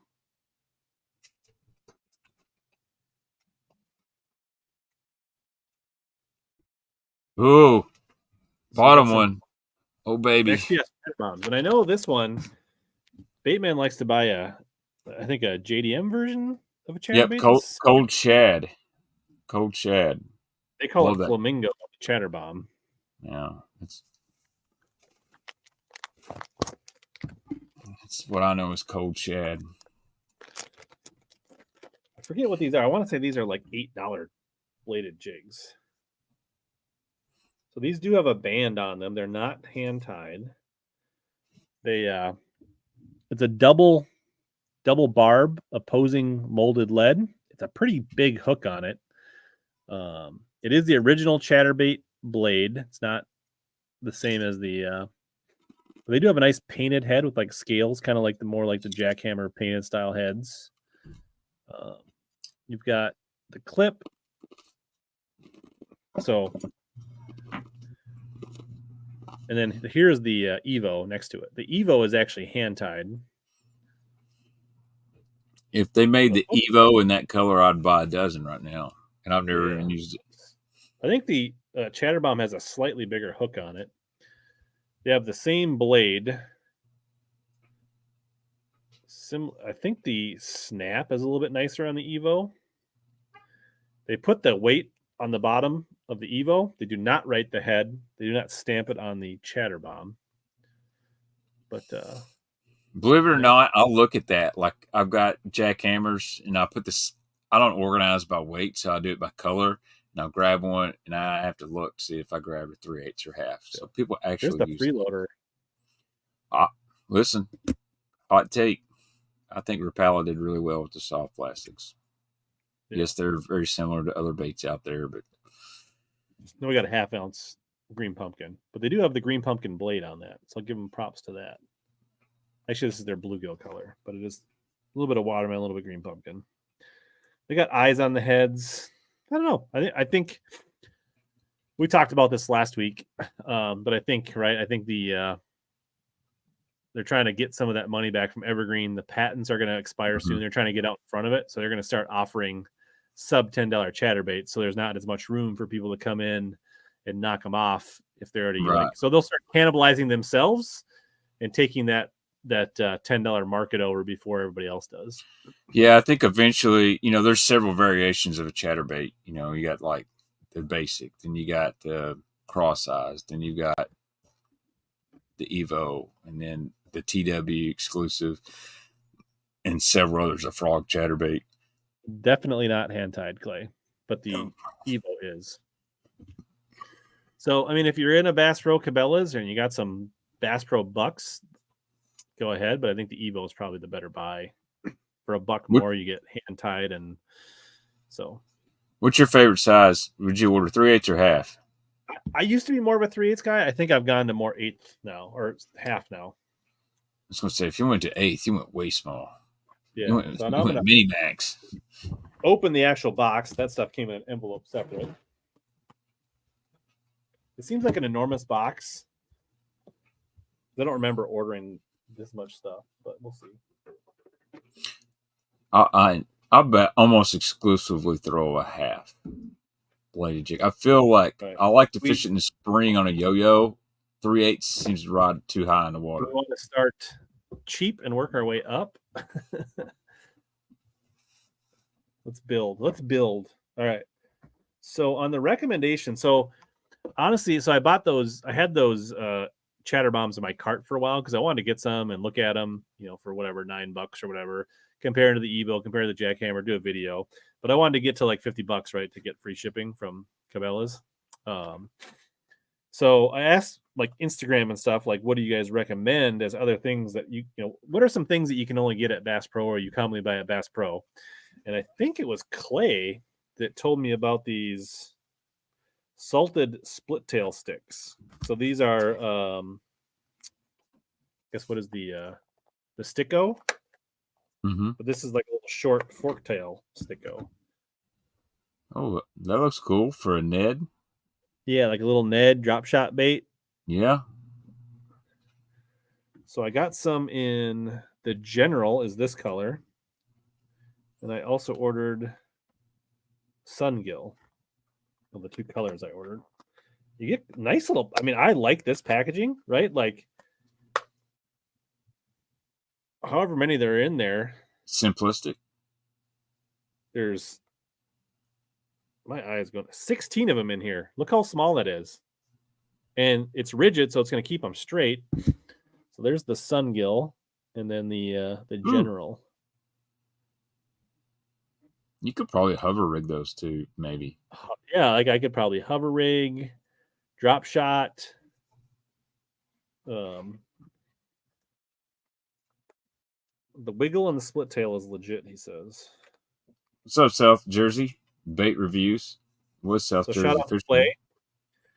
I grabbed these. I don't know that they were on sale, but they weren't that expensive to begin with, especially since you get 16 of them in a. What was the best Bass Pro exclusive bait ever? It has to be the XPS Swimmer. The XPS Swimmer. They still make it or not? No. You know, like with the King. Oh, Huh. no. Yeah, I know what you're saying. Yeah, no, The the soft Kennedy bait. swim bait. Yeah. Those rattling square bills, the KVD rattling ones, they've been Bass Pro exclusive for a long time. What's up, SJ?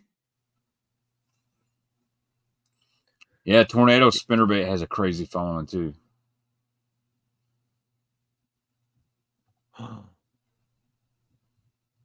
Daryl, I have a couple Frankenstein baits. They're sweet.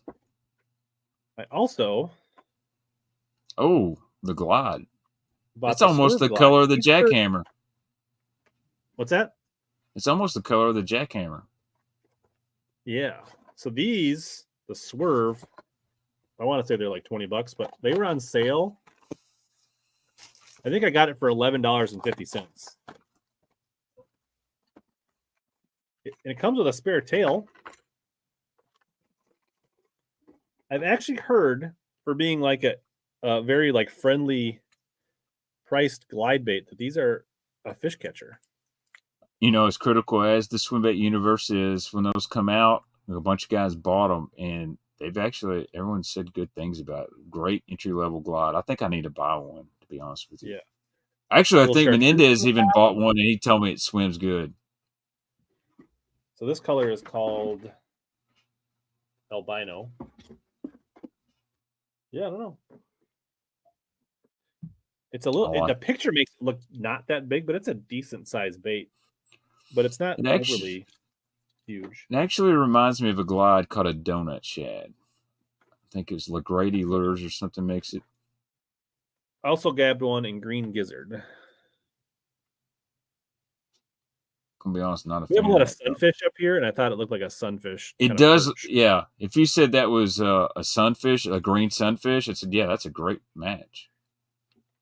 So there you go. So big baits, if Brendan is here. Brendan says they're solid if you move them slow. I'm not a guy that burns my glide baits, so if they move good slow. Thing. Woo. About a hyper mag, because they had a pretty, I don't remember what it was, but it was pretty damn cheap with their additional code. I think this is a $300 reel, right? $299 for hyper mag. That's a really good deal. I don't think I paid more than like $160, $170 for it. It is definitely much lighter than the BB1. It has, I know some people really like these style lues. I actually bought a coastal from a buddy, and he put this style knobs on it.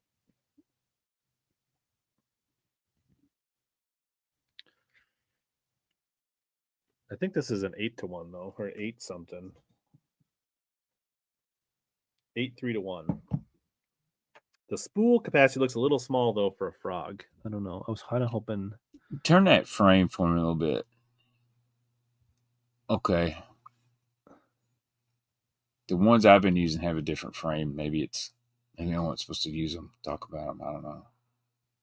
But I love the Hyper Mag. That's. I mean, the Team Lose light's really good if you want to save a little bit of money. But dude, if you got that reel for $150, you did really good. Like I said, I'm a Daiwa Shimano guy, but I'd have no problem running a full arsenal of Hyper Mag Lose. Yeah, so this definitely is very light in hand compared, like way lighter than the BB1. Looks cool. I don't know. Got to figure out what to do with these reels though now. Well, I would suggest putting them on a Dobbins rod. It will almost certainly end up on a Dobbins rod. We just got to figure out where they're. Is that all for the big box? That was the big box. I think I'm going to give you a big grade of an A+ because that is a hell of a deal on that reel. And you got my favorite color, bladed jig, and you got a glide bait that's very similar to my favorite club. So you did good on value, nice mix, A+ on that. All right. Did you have you still got one more thing? Yeah, I got one more package here. This is from this is actually one Black Friday deal, and I messed up. They were running like 30% off, and I went to check out, and I forgot to put my discount in, so I paid full price. So this is Yuma Bait Company, spelled UMA, Yuma Lure Company, and they're out of Pennsylvania. And so I've been following them since I got a bait from them, or from somebody last year in the Secret Santa, little popper. And I was like, man, I love this thing. And I seen it on Instagram. I was like, oh, I'm going to order some stuff. And 30% off, already good prices, like $16 to $17 a bait. I'm like, man, $12 a bait? Why not? Let's spend $80.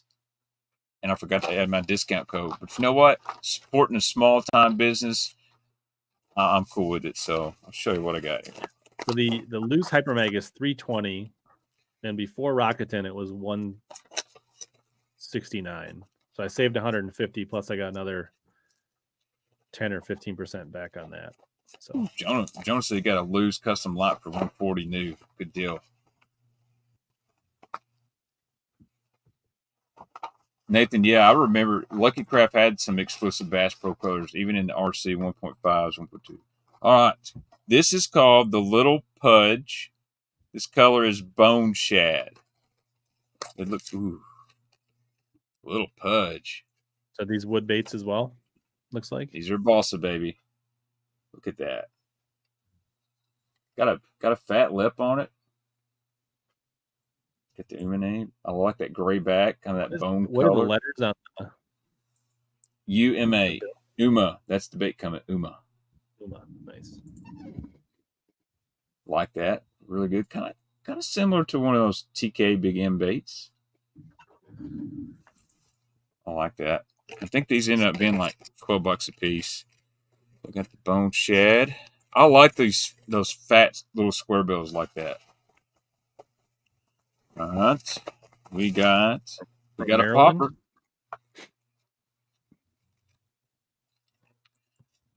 So I got, this is the C Pop in bone. So shorter and fatter than the CP70. Yeah. But it's a Balsa guy. I like that. Little sway back to it. Yeah. I was glad to see these on it. The one I've got walks really well, actually. But you can make it pop really, really good. Not nice bait. Put the feather tail on it. Got the red on there.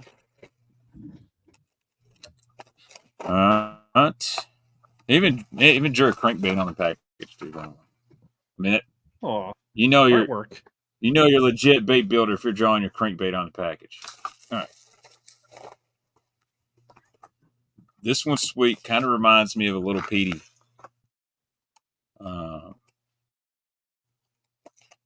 This is called, I love this color. Great painting. This is Fire Crawl in a Skinny Shad. Dives 2 to 4 feet. I like it.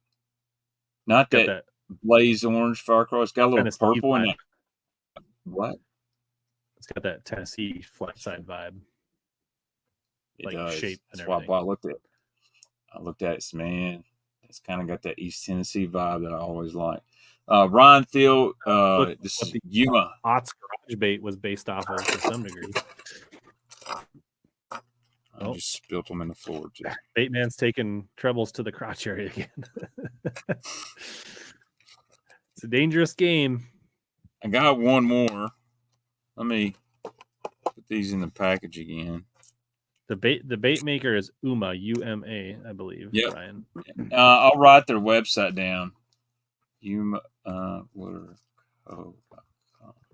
Yeah, I like that Skinny Shad. It looks really good. All right, last one I got. This is a really cool looking one. This is the Wedge. Dives 2 to 4 foot in a SH4 full. Kind of like a Jack of Bling, kind of like a Black Label Bacon. Mm-hmm. I like that design a lot. It's just different. It has a weird action in the water. I mean, it's flat side action, but these things, style baits, they got a little shimmy to them. I really like that. What is the average price of these Uma baits you're buying? Dude, honestly, I was surprised when I got on his website. They were like 17 to 18 bucks. Like, dude, that's cheap for a good So like balsa. black label type Yeah. prices. Yeah, dude, I love this. I don't think the camera really shows how sweet this color is, but that SH4 color was a really famous color that Bagley used to put out their shad. And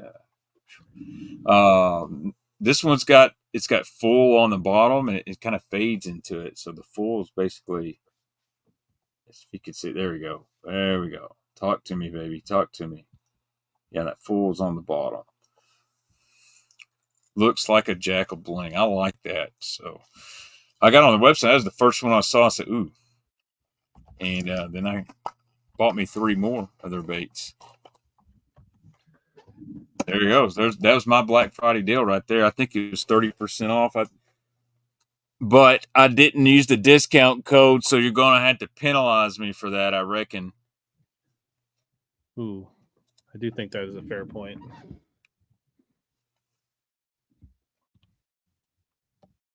I may have to order some more. He had some colors he was out of, but I like the bone shad.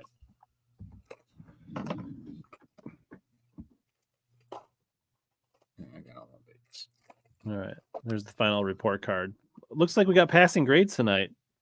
Yeah, I think you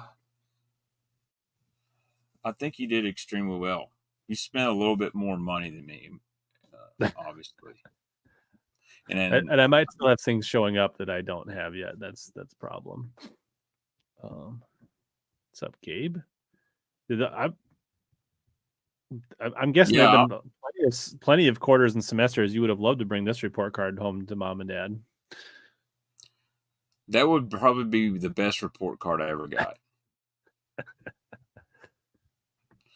Well, I take it back. When I went back to community college when I was 25 and I had to pay for my own school, I made all A's for 2 years. And then I ended up selling tackle for another 5.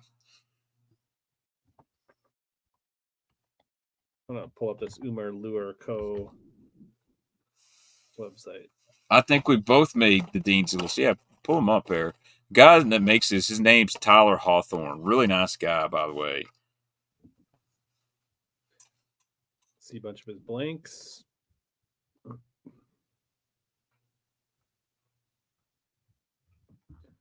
do I shop here? Shop. Skinny shad. Yep. Skinny shad shallow. Wedge. So you basically got one of everything almost. Yeah. And I like that root. I don't think he calls that root beer, but it looks similar to root beer, that little splatterback on there. I bought that because I'm looking for something that's kind of, I like the Eater's Grind a lot. Very similar. It's a good looking bait. Yeah, look at that price, $17. I mean, you're in that black label zone. A lot of his colors kind of got that old school vibe to them. You know, they're not. Yeah. You know, we like the mix of 6th Sense stuff. Good colors, like a lot of them are keeping the vibe of the traditional balsa, but kind of a fresh take. Right. Like he's not just copying the old ones, but he's like still at the same time paying homage and keeping it like. These ones are only $16. Mm-hmm. See a little full shad. I like that guy. I think his crawls look good. Almost got Donnie's gill. Moonglow, that's old school color, and he's got old school. I agree, Andy. I worked since I was 14. College was boring because I was already working. Like it's kind of interesting that like he does unique colors in different lineups. Mm-hmm. I mean, there is some crossover, like the Moonglow. I've seen a couple. I like that full IU. I bet that'd be a good Smalley color up where you're at. It's almost giving me a perch vibe. Little baby bass. $16 for a wedge.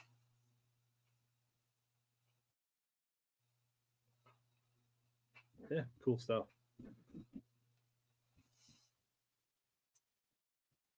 Does anybody want to It's win a giveaway?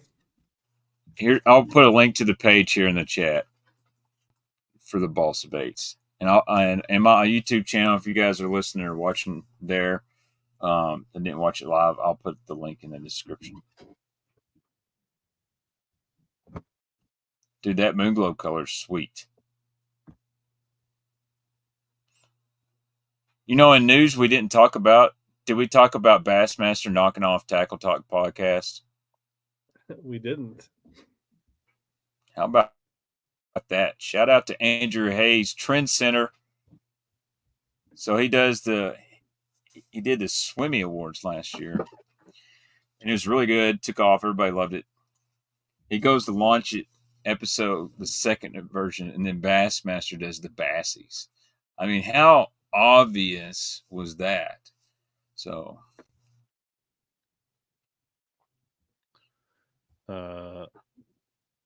imitation is the highest form of flattery. Was that what they say? Yeah. So just to recap here for people getting in, #Arsenal if you want to get in. You should be able to get in regardless of where you're watching. What if I win? Am I ineligible? I don't know. So we got the package of. We'll run it back. Watermelon red flag Arsenal boomsticks. Some of the green pumpkin shields if you like Manchi. I'm more of a clear guy. And then for you Texas riggers, we got some smart pegs. They're very similar to the old True Tungsten smart pegs. If you like those. So that would be a good YouTube video, Rich. The rise and fall of the True Tungsten Pro Staff. Yeah, like a documentary. Probably one of the best pro staffs ever built, if you think about it. If you look at that fun. At the time. Obviously wouldn't have the budget to go do interviews like 20-foot deep style, but to actually do some to go down the rabbit hole of like starting to document like all the like Lynn Dollar videos where Tony Christensen popped up. And I did start like saving those to like possibly do like a Tony Christensen type video recap. That's who I reached out to Jeffries about that, and they wanted to do 20-foot deep on it. Can't get hold of it. He won't talk about it. No one knows. Yeah, even the people the old tournament directors at FLW still won't talk about it. I know one, and he passed. He passed last year, and he told me he thinks it was a hit piece. He's 100% convinced that Charlie Evans did not like him. Thought there's no way a guy could win that too much, and said he spent hours upon hours of watching video and would be like, "Oh, you see that? His line moved. It shouldn't have moved that way." And then he sets a hook, and he catches fish. And thing is, if you're a line watching, you want to see your line move. It's like, oh, I know he's cheating. And the only thing I would say, videos do look a little fishy, like right. The only thing I will say, if he didn't do it, if he really didn't do it, then he's been really quiet about it. Like, look, man, you're going to defend yourself when it comes to accusations like that. But I don't know. I think he was probably doing something, but it probably wasn't a scuba diver putting bass in boxes. So I'll put it that way. Well, cool. I'm trying to think of True Tungsten was really that first company to put them weights in their soft plastics too.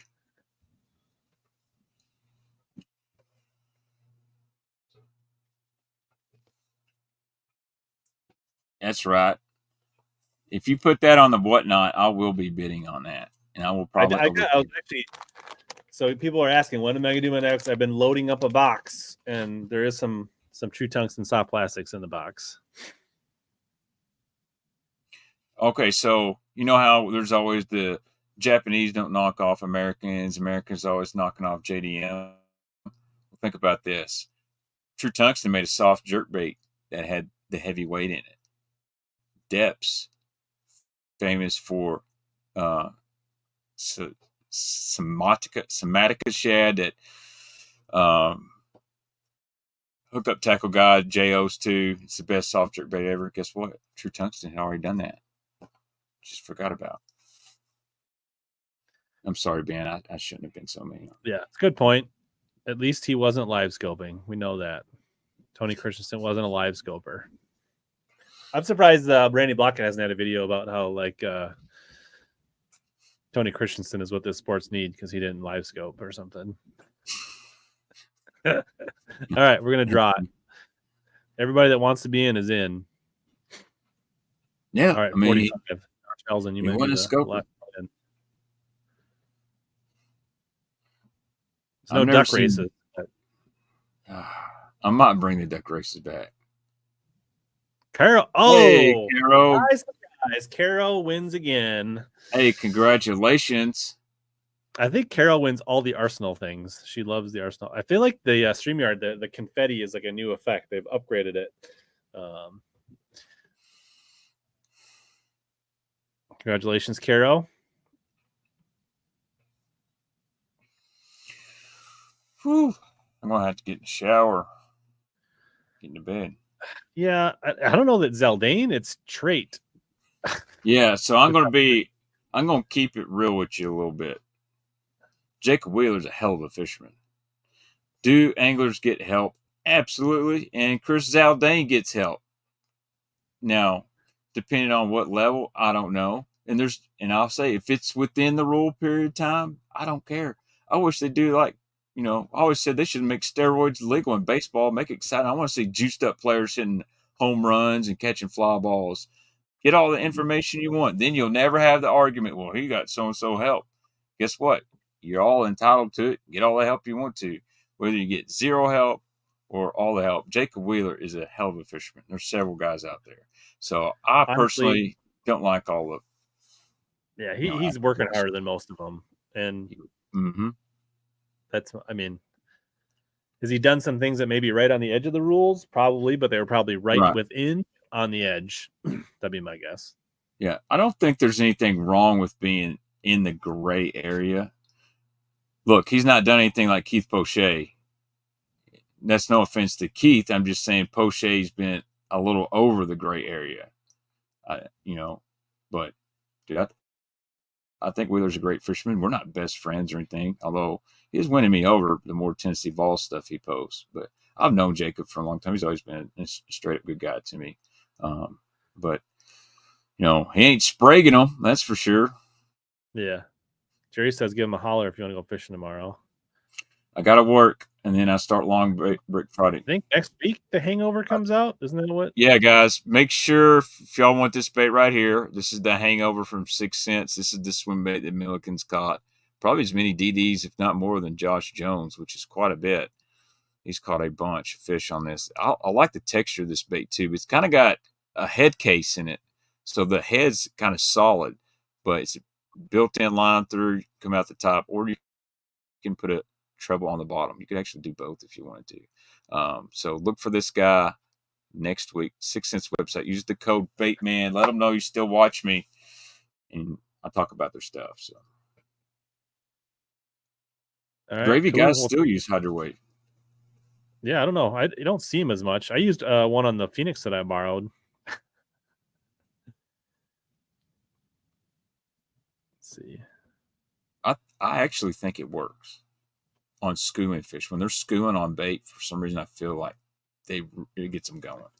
I feel like one time on the river, I got fish to come back up that had went back down. Mm-hmm. Now, going down a bank in spring, throwing a bladed jig, probably not going to make a difference. Yeah. No, True Tungsten is long not in business. I mean, I guess Picasso and True Tungsten were related at one point, and Picasso's still around, so maybe kind of technically, but I don't know exactly how all the intertwinings of that business. But they were both fish harder companies at one time. Right. I was basically told they spent way too much money on their pro staff. The pro staff bankrupt them. Dustin, I'm going to try to go to Mike's next week if I can. If not, it'll be closer to after the first of the year. Clay says the hydro wave is key. Oh, absolutely. I would also mount an 18-inch flat screen TV on the kayak.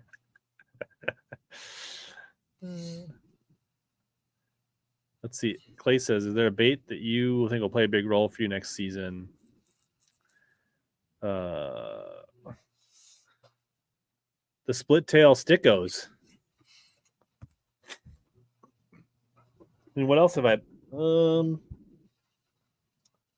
I mean, I got a bunch of smallie tournaments, honestly. So I think finesse could be a big deal for me next year. Drop shots, Neds, hanging worms, that kind of stuff.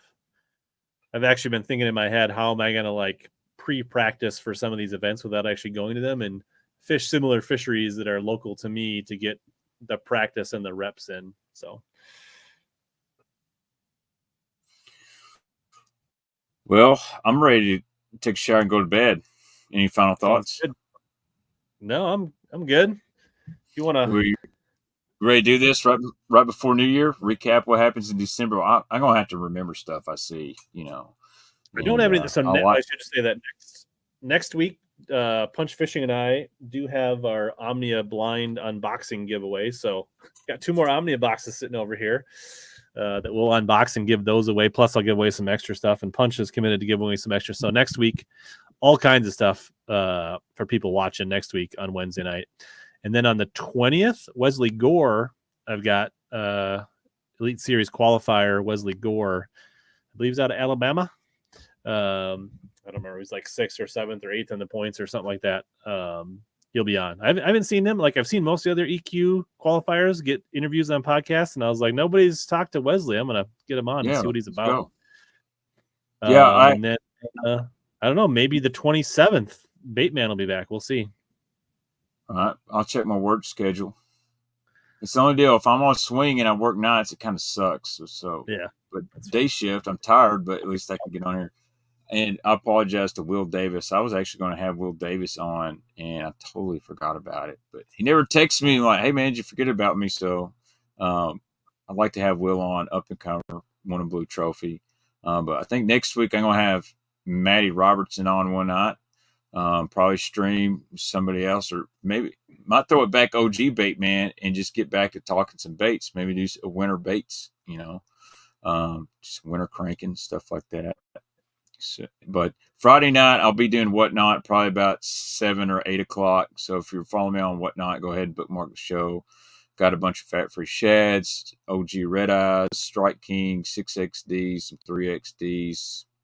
I've got a bunch of plastics. God, I got plastics. And then got some other OG baits, some bombers. Yeah. I might throw some flat A's in there. We'll see. So, yeah. So, anyway, you ready? Yeah, we're lots of content. Follow me and Rich on there. YouTube's, and go back and check the replay. We talk about some industry stuff, show off a bunch of tackle, talk baits tonight, whether you're watching on Facebook or one of our YouTube channels. Or you can listen to it on MP3, search HellaBass. That's about it. Hope you guys are all having a good holiday season. And as always, here to help you guys catch more big bass, suck less. Rich, thanks again for having me on, and thanks for the good grades. Night, everybody.